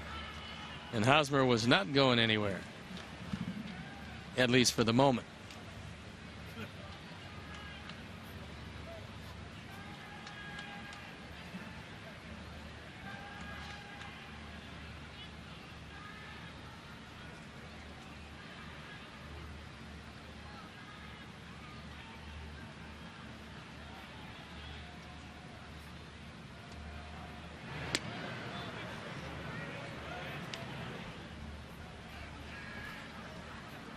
Thank you. Plans to be with us tomorrow night.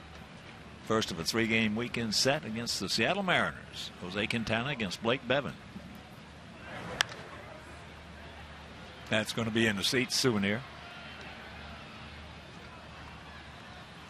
On Saturday, Dylan Axelrod against Felix Hernandez. On Sunday, Chris Sale against Iwakuma. Can't make it to the ballpark that game tomorrow night over WCIU on Saturday, Comcast Sportsnet Plus, and on Sunday, WGN. And that Saturday game is a 12 nooner.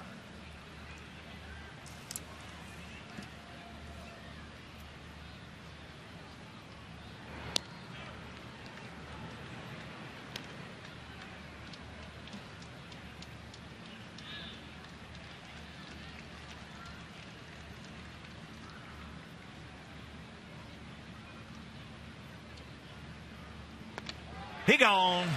Good comeback right there. Got him on a screwball after being down in the count. 3-0. This is a big at bat because if you don't get Francoeur, you've got first and second, nobody out, and Dyson ready to bunt. As it is, there's an out, and it's a lefty-lefty advantage for Santiago. He might still be bunting, only for a hit this time. He tried it last time. He tried to drag the ball up the right side, which is an especially good play with a left-hander on the mound.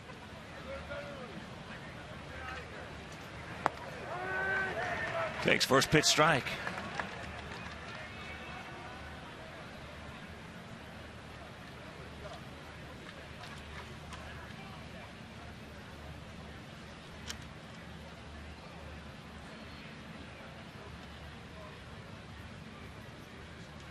So Hector, who finished up very strong last year. In fact, after the All-Star game, he held opponents to a 181 average. And when Johnny Danks went down, I mean, it really was competition between Santiago and Axelrod, who would be the 5th starter. Dillon won the job, but Santiago is shown to be pretty versatile. Rack 'em up against the speedy Jared Dyson. 7th inning stretch. We need 2 to tie.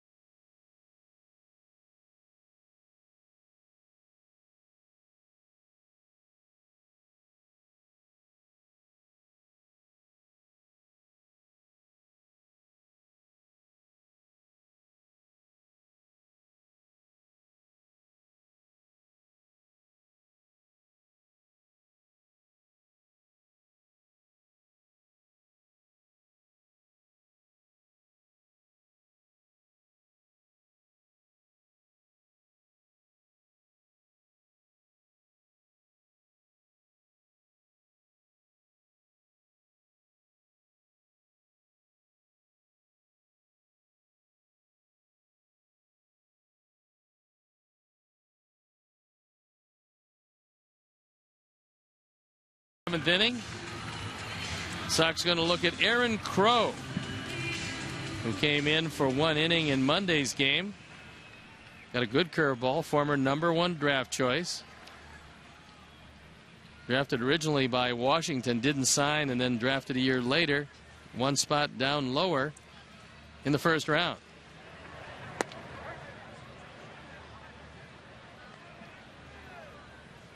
Alexei is lined to left and fouled out to 3rd.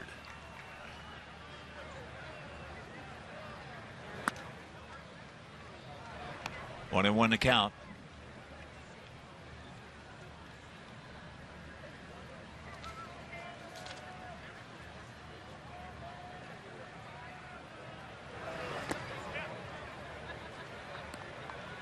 He did not go.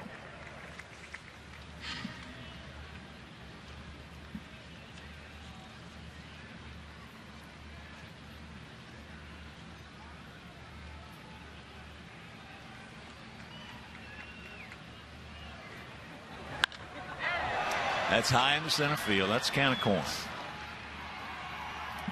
So Crow, who attended the University of Missouri. Here's our Xfinity high-speed action replay.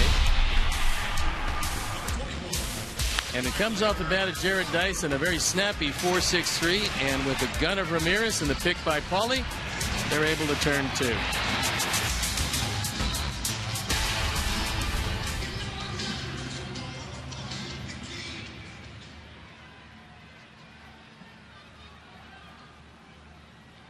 Tyler has walked and was hit by a pitch and scored our only run.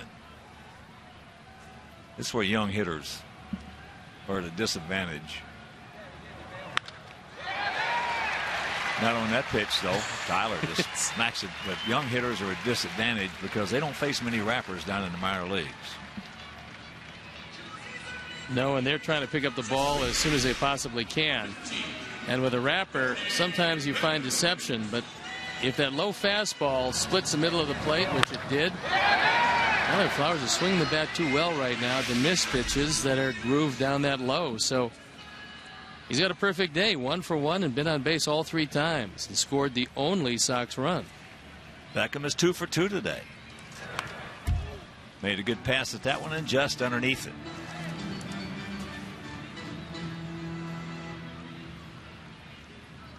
Gordon has faced Crow 5 times, walked twice, and is 1 for 3. They're really playing Gordon drastically to right and right center field. Gordon, a little stutter step there, a little 2-part swing, fouls it away. Well, if he can possibly get out ahead of one, first of all, there's nobody home down the left field line, but more importantly, left center field, you can drive a battalion through there. So Flowers would score all the way from first. Gordon can find the gap.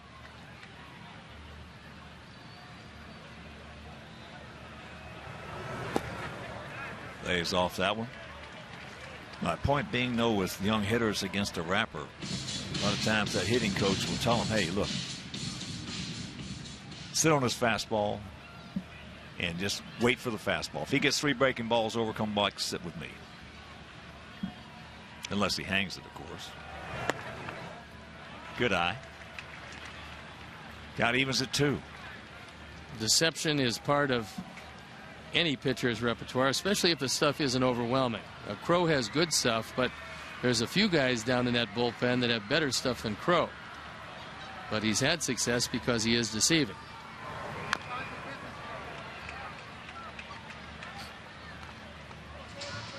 I used to hate to face those wrappers because every one of them had a good curveball.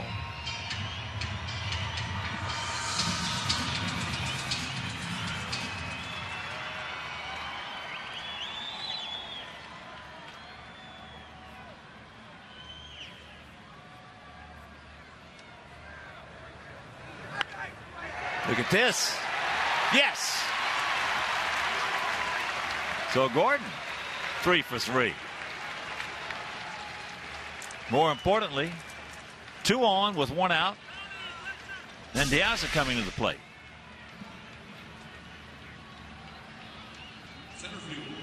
That ball drifted inside. I think that Crow wanted it away.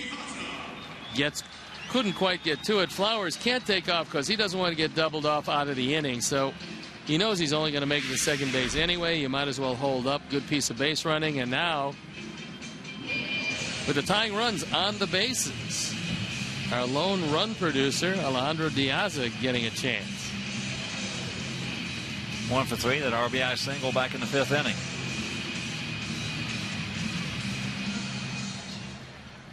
Always in this sequence, this scenario, first pitch is big.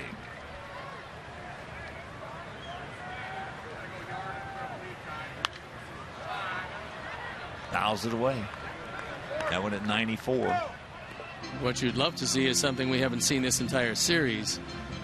Crow bury one in the dirt and the ball get by Perez. That's a tall order right there. Not that he can't bury it in the dirt, but getting it by that young kid behind the plate. That's true.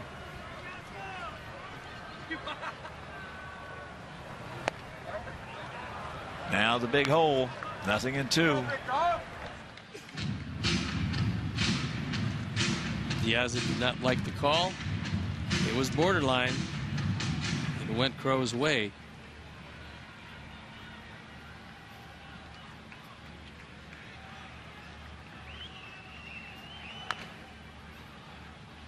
You know, just watching Perez, physically terrific behind the plate. But I'll tell you, he calls a heck of a ball game. He's done that since his early days in the minor leagues. And for a young guy to come up and be a team leader from behind the plate when he's a young man is a difficult thing to accomplish. Perez has been able to do that.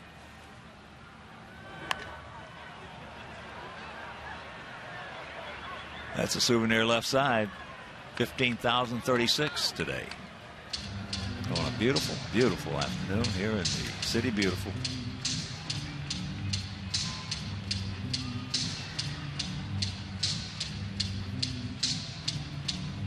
One of the reasons why Perez is going out there is you have a catcher at second base.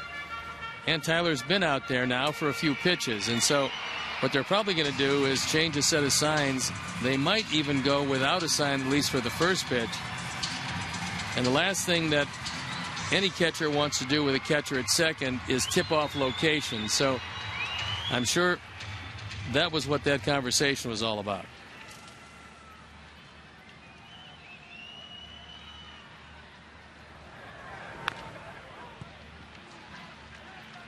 Fouls that fastball back. You'd expect him to try to bury one down and in. That's where Tyler's going to have to be pretty good on that secondary lead.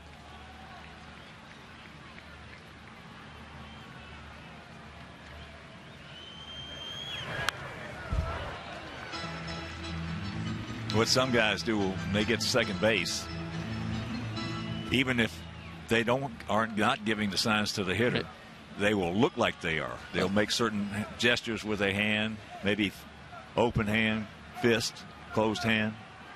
Well, you don't necessarily have to give the pitch because it's tough to read the sequences. But if you can pick up location, you're going to really help out the hitter. 1-2.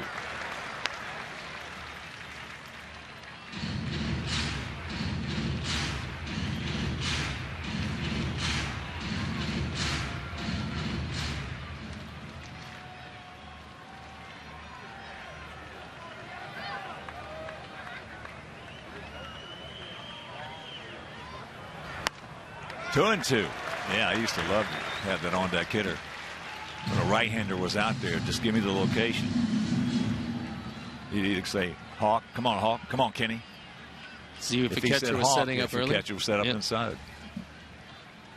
Well, the arms at the corners in the outfield are very good. Gordon and Francoeur. Dyson without much of an arm in center field.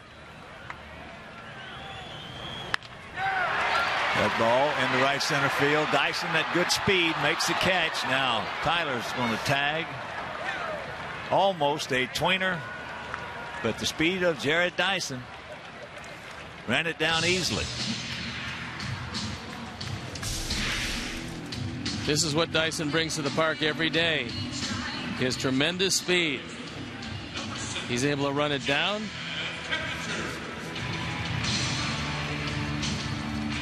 He yelled that he had it to tell Francoeur to stay away because he'd lose that collision. And a big at bat for Jeff Keppinger,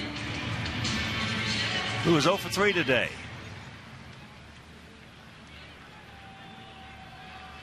Jeff 1 for 11 in the series.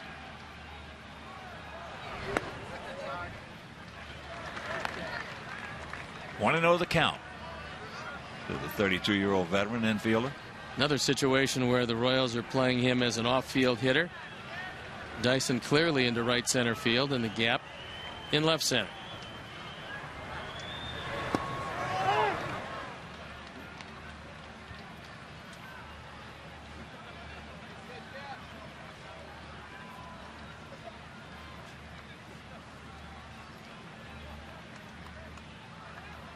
Runners at the corners, 2 down.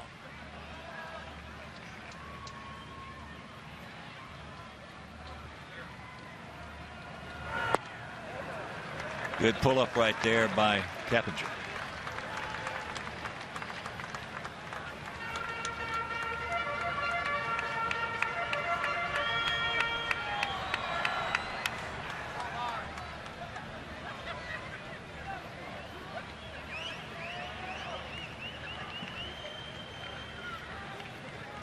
There he goes. Right to the second baseman gets, throws him out, and that'll retire the side. So we have a threat. Can't do anything with it, and we'll go to the 8th, trailing 3-1.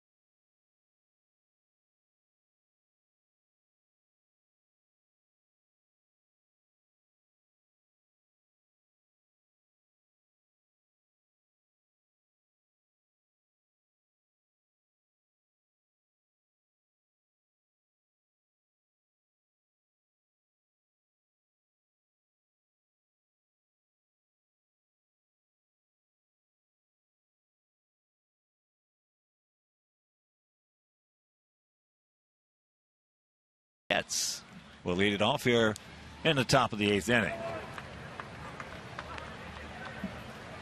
Getz 1 for 2, a single, an RBI, and a run scored.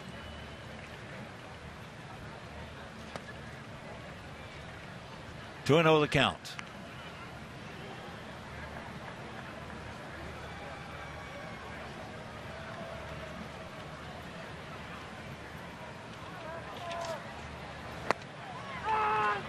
And there's the strike.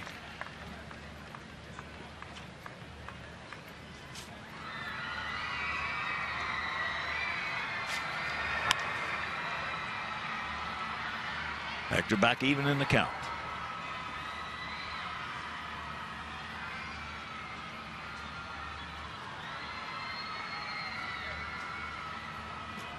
Chris Getz, former White Sox player, nice young man. A little bit high, full count. You don't want to walk him. Chris has been a good, solid player for the Royals. He won the battle over Johnny Giavotella to win the starting spot in spring training. That's the one thing he does not want to do. Put the ball in the air.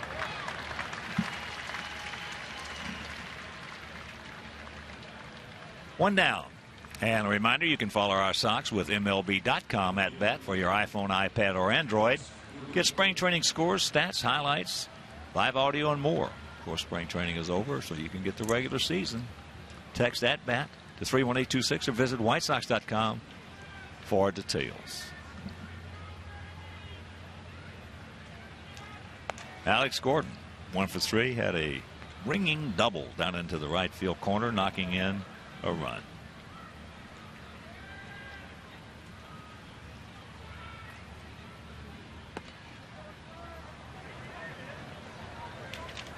Hector falls behind once again, 2-0. Not a good pattern to get into.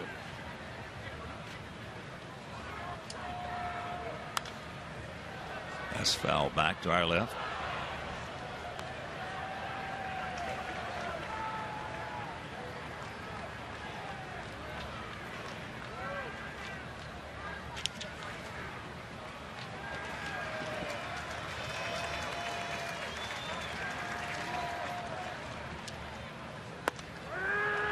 Tough enough to pitch when you're 0-1. But when you're 2-0, 3-1, you better have some real good stuff. He can get up there 95 with a good screwball. Yeah, he's got good stuff. Guys that don't have that good stuff can't pitch 2-0, 3-1. And what he showed last year was a great deal of versatility for Robin and Don Cooper. Winning the closer job to start the season, then moving into long relief before then actually called on him to start a few games. He threw pretty well, but found a home really as a long man and occasional left-hander.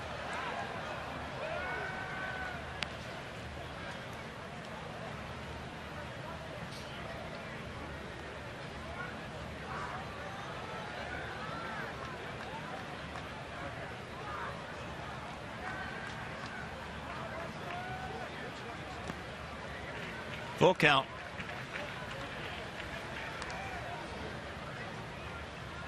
Gordon, who was a second pick overall by the Royals in 05. Justin Upton was the first pick.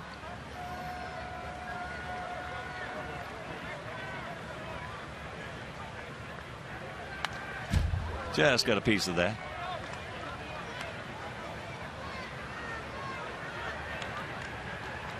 Justin Upton reunited with his brother B.J. Upton in the outfield for the Atlanta Braves.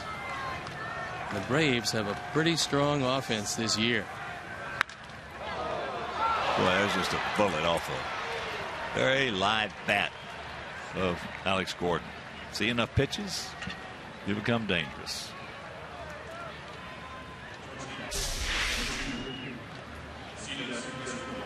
That fastball on the inner portion and down. Just out of the reach of both Santiago and Ramirez.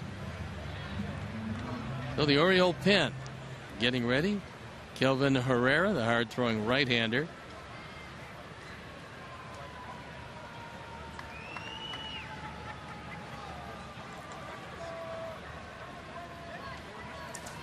Here's a tough cookie. Alcides Escobar.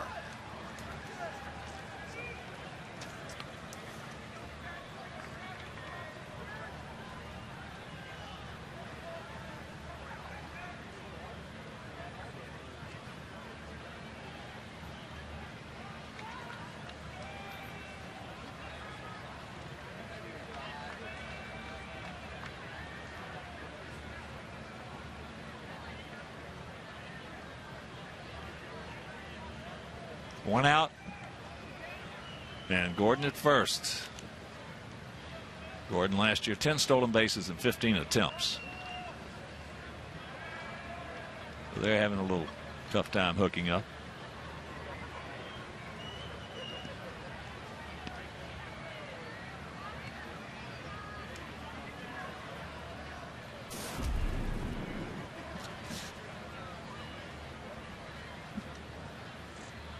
Well, I wonder how pitchers and catchers ever communicated before they found a way to put that glove over their mouth.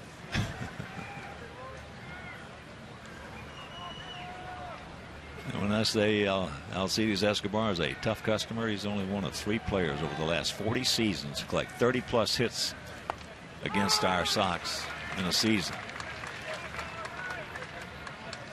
Mauer had 32 in 2010.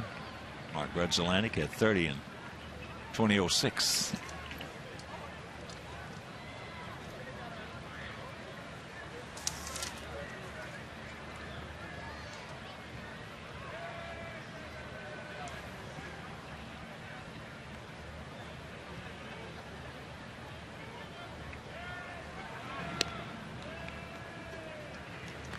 The game has come to a, if you're just tuning in, Gavin Floyd had good stuff today. Real good stuff. He's also working quickly. For some reason, Santiago doesn't want to let go of the baseball.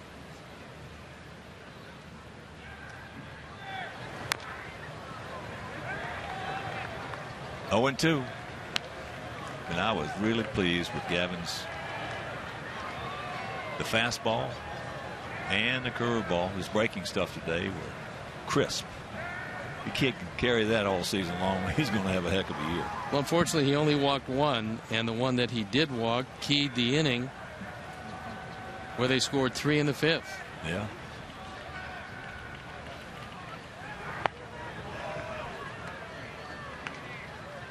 Ball and 2 strikes.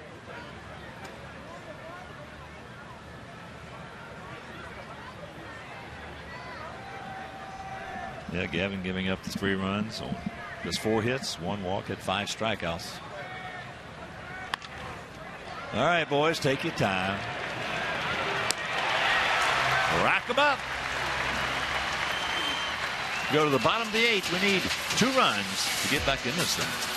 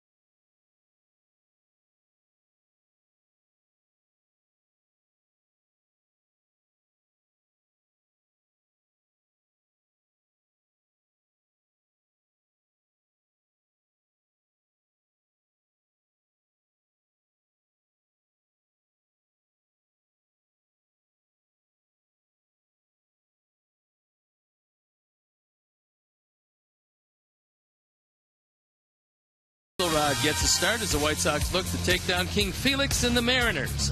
Join us right here at U.S. Cellular Field for White Sox Mariners Saturday at 11:30 on Comcast Sportsnet Plus.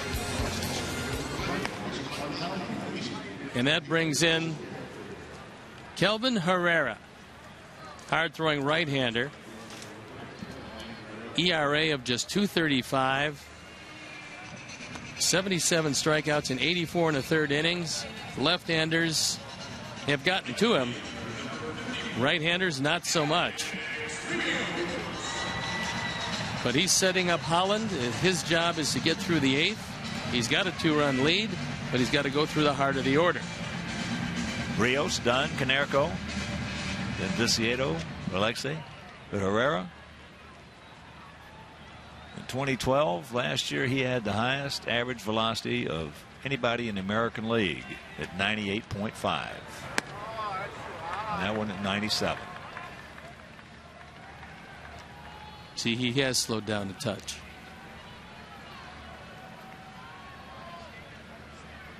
Alex has faced him 3 times, has 2 hits. Actually 4 times, 2 hits and a walk.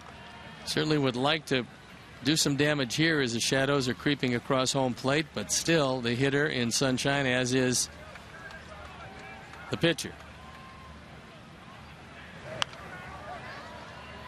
That one at 95.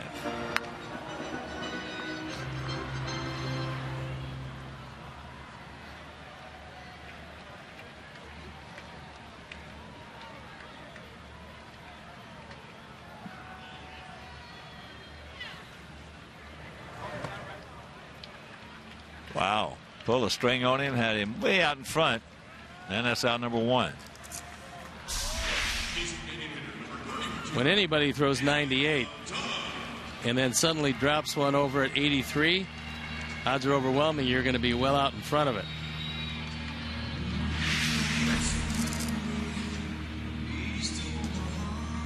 Here's Adam. 0 for 3 today. 2 for 10 in the series. Breaking ball strike. Adam has not fared well against Kelvin Herrera. 0 for 4 with 3 strikeouts.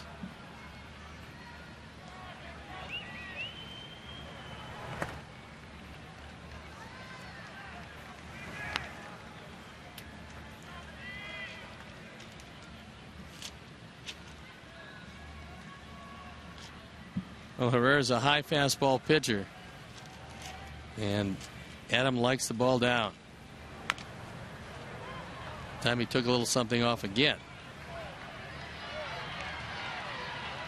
Meantime, Minnesota put up 5 in the 8th. They've taken an 8-2 lead over the Tigers. Yes, indeed. They pounded away at that Detroit pen, which we knew would be somewhat of a liability.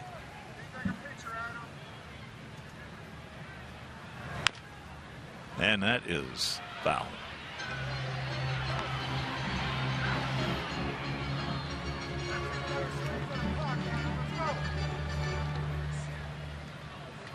Break up the Twins.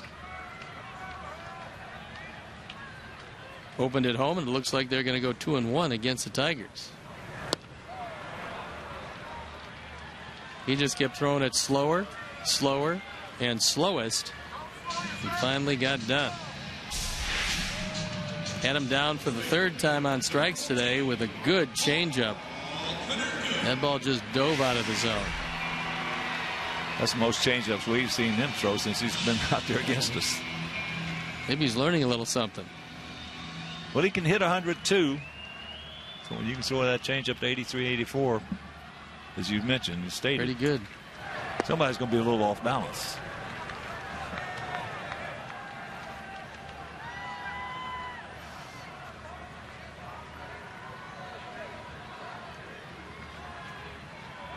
Paulie's 0 for 3 last time. Lined out to left field. There's that change.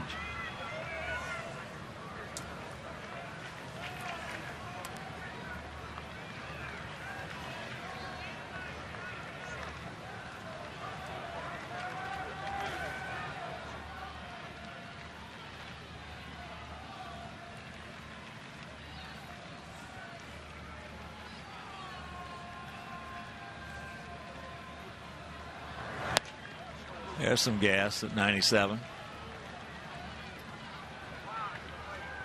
That changeup opens up a lot of areas. When you're varying your speeds this much, and with the visibility starting to get what it is, it's pretty tough to catch up to anything upstairs and lay off anything downstairs. That ball into left field. So Herrera with a nice 1-2-3 inning, and we're into the ninth. We got a problem.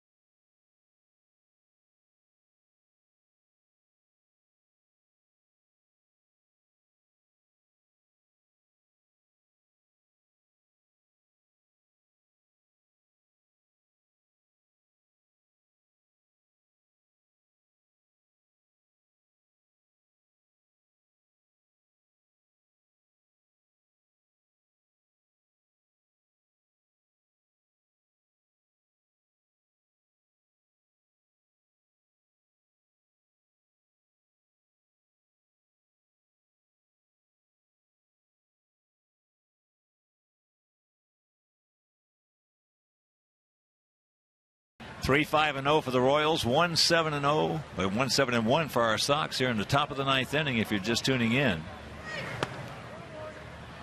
there's a screwball first pitch to Billy Butler. Butler 0 for 3 today with a couple of strikeouts.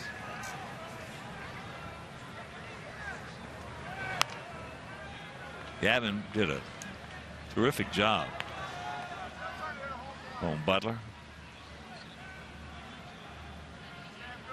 In fact, you don't see this young man look bad at the plate very often. No, that's how good Gavin's stuff was. Yeah. A couple of strikeouts and that little tapping ground ball that going to Ramirez in the sixth.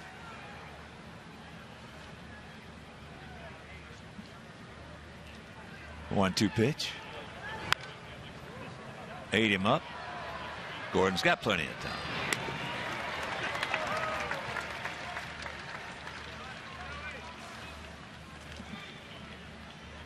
So the Sox did a good job on their best hitter, 1 for 11 in the series.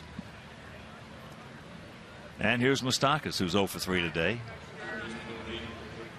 He also is 1 for 11 in this series. And he has faced Hector 6 times.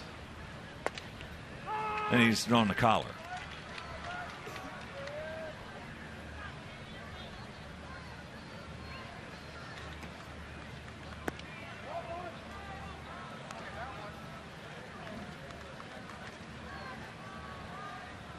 For our guys in our half of the ninth, Viciedo, Ramirez, Flowers, Beckham.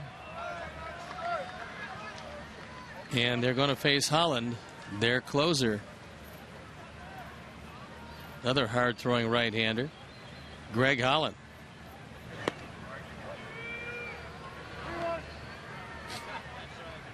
Three and 1 to count, don't walk him.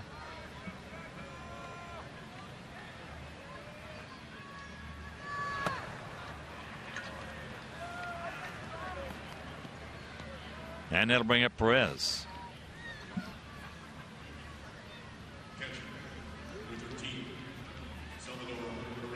Salvador's 1 for 3. That double back in the second inning. He also is grounded to third and grounded to short.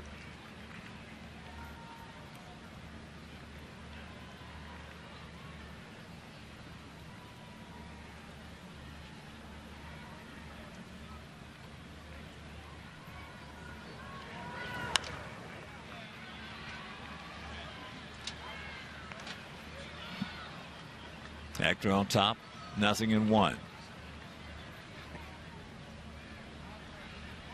Cubs beat the Pirates 3-2 at PNC. Top of the ninth, 8-2 Twins leading the Tigers. Good screwball, good motion. 0-2. This is one of the better screwballs we've seen from Hector. Yeah, especially when he's thrown. I mean, it's disappearing. It's quick. And especially with his visibility, I don't think you can pick up the spin.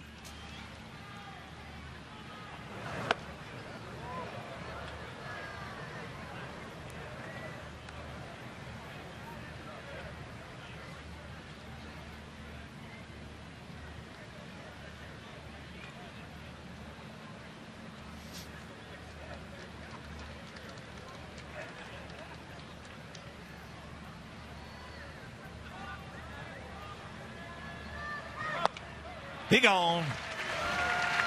2 down. After a couple of very good screwballs, he went back to the fastball, and at 94 threw it right by him. So a little tardy on the swing. And 1 out to get out of the inning and turn it over the offense. 2 runs down.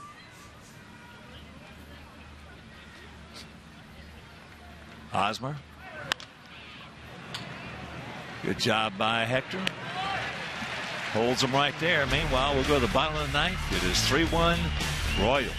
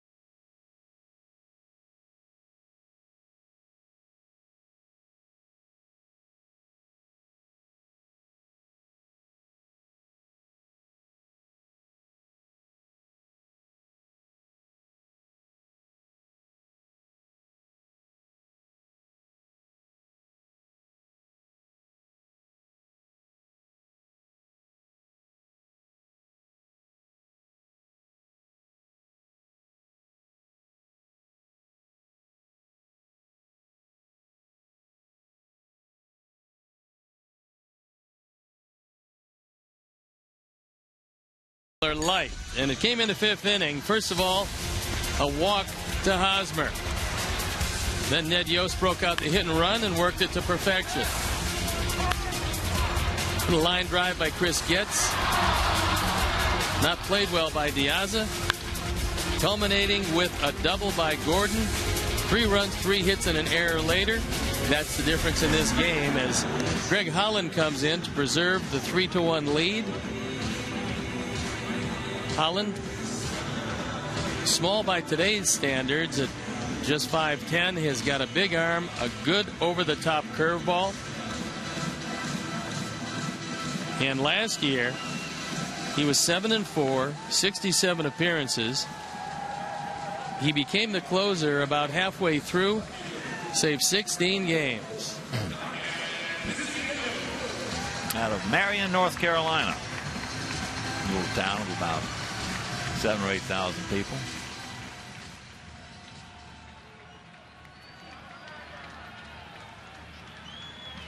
So here we go. Viciedo, Ramirez, Flowers. last year against us. It was a perfect 6 for 6 in save opportunities. Takes ball 1.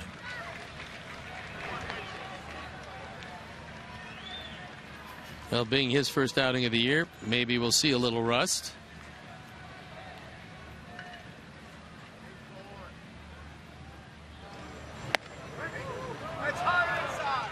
Count evens at 1. That one at 94.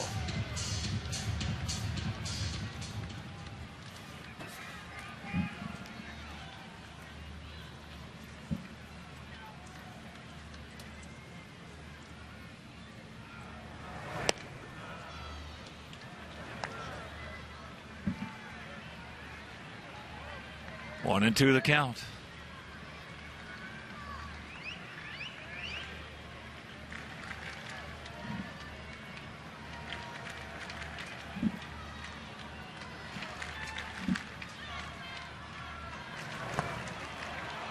One and 3 the count.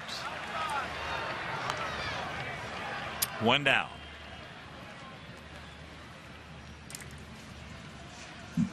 That is the golden sombrero. 4 at-bats, 4 Ks.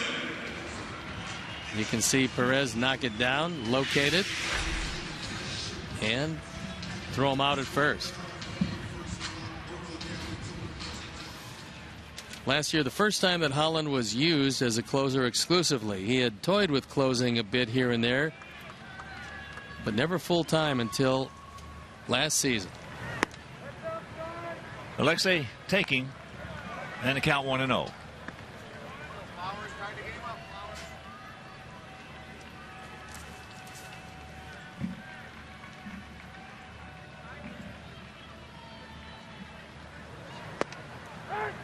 That evens it. Come on, Lexi, get on for big man.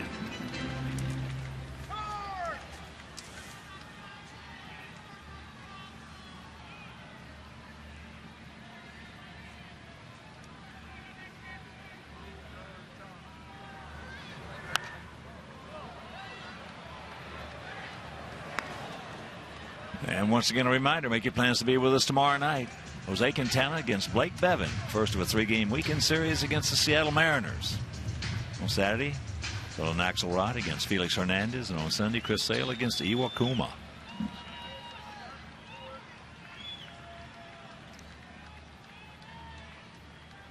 Tomorrow night's game, if you can't make it to the ballpark, will be over WCIU. 2-2.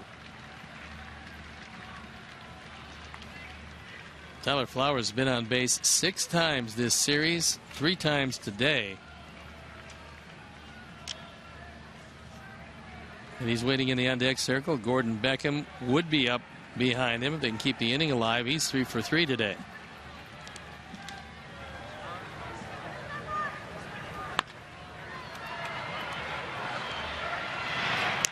Escobar throws him out. So we're down to our last out.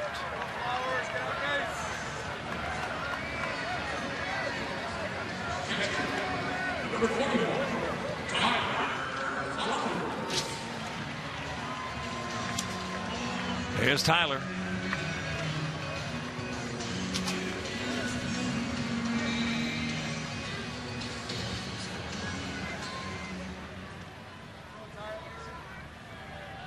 Tyler, walk, hit by a pitch and a single.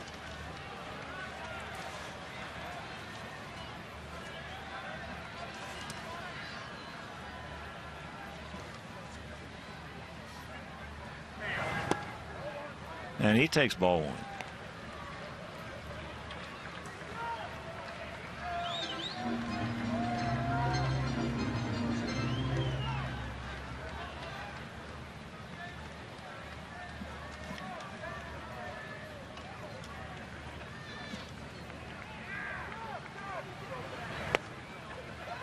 Two and 0 with Gordon on deck.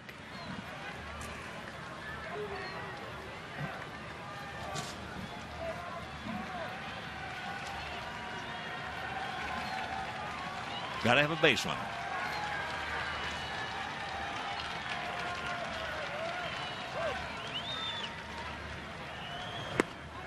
One thing about this series is, in fact, it remains 3-1 Kansas City here. This has been a terrific series for us. It's hard to sweep anybody. As everybody knows, it's hard to sweep. But our pitching, these 3 games have been awesome. Pitching was good, and every one of them threw strikes. And the power was there. Had a couple of opportunities against Guthrie. Came for naught. Alex Rios had 3 different opportunities to steal bases. Unfortunately, one ball was put in play. The other 2 were fouled off after he had good jumps. And there's ball 4.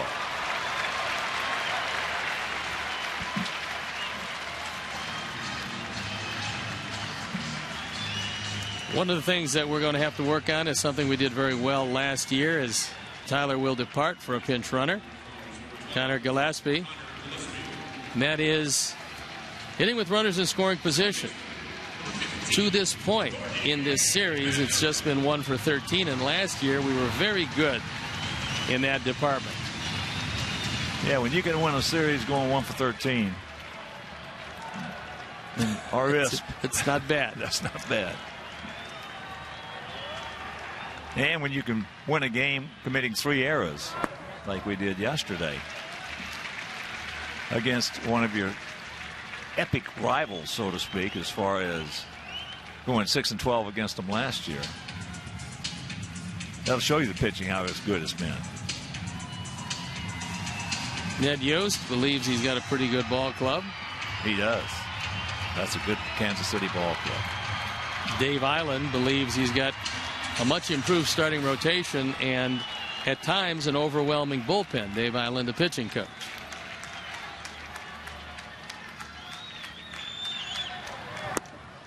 That's out. I don't know what the over and under is on wins for Kansas City, but they're going to win more this year than they did last year. 8 of the last 9 years, they've lost at least 90 games. I don't think that will happen this year. I don't believe they're going to make a run, but they're certainly going to be a much more respectable team in every aspect of the game. That ball hammered. Get down. So now Gillespie will pull up at second. Tying runs aboard. Gordon 4 for 4 today. Yes, and that'll bring up Diaza. Well, it certainly helped Gordon this time that with 6 straight bad ones, he figured a fastball was forthcoming. And Gordon got it. For the first time today, he pulled the ball, and he pulled it with authority. So 4 singles, a big day for Beckham, and Diaza, who just missed driving one up the gap last time, will have an opportunity. 4 hits, tying Gordon's career high. He's done that 3 times. And he's 5 for 9 in this series. So here's Alejandro. He's 1 for 4 with our lone RBI.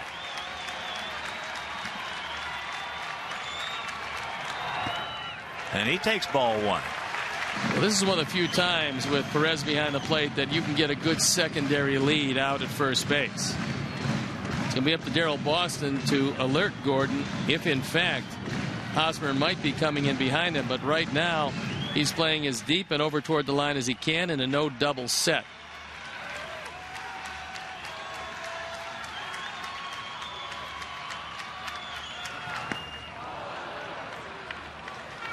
Total of string.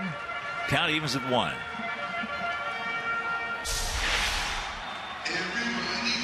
After a fastball down and out of the zone. An off-speed pitch also out of the zone, but Alejandro could not check his swing.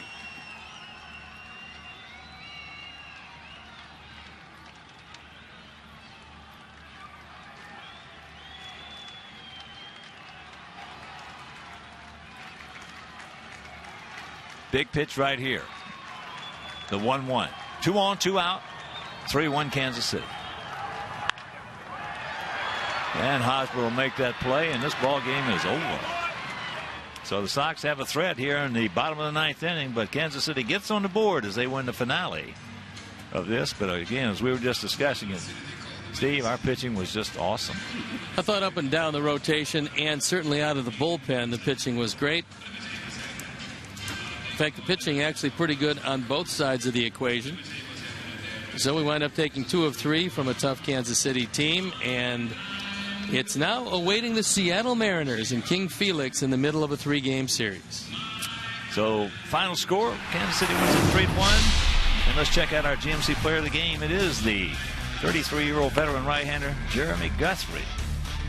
Jeremy Guthrie, once again pitching well against our Sox. So for my partner Steve Stone and our cohort, Chris Bowden, our director Jim Angio, our producer Mike Leary, our associate producer Chris Kamka, our technical manager Mark Harper, the executive producer Jim Corno Jr., also in the booth, Tom Hoover, Joe Paul's back, down in the truck and sound, Doug Bullard. For the Mayor, Mean Joe Groove, this is a Hawk. So long, everybody. You've been watching Chicago White Sox baseball on Comcast Sportsnet.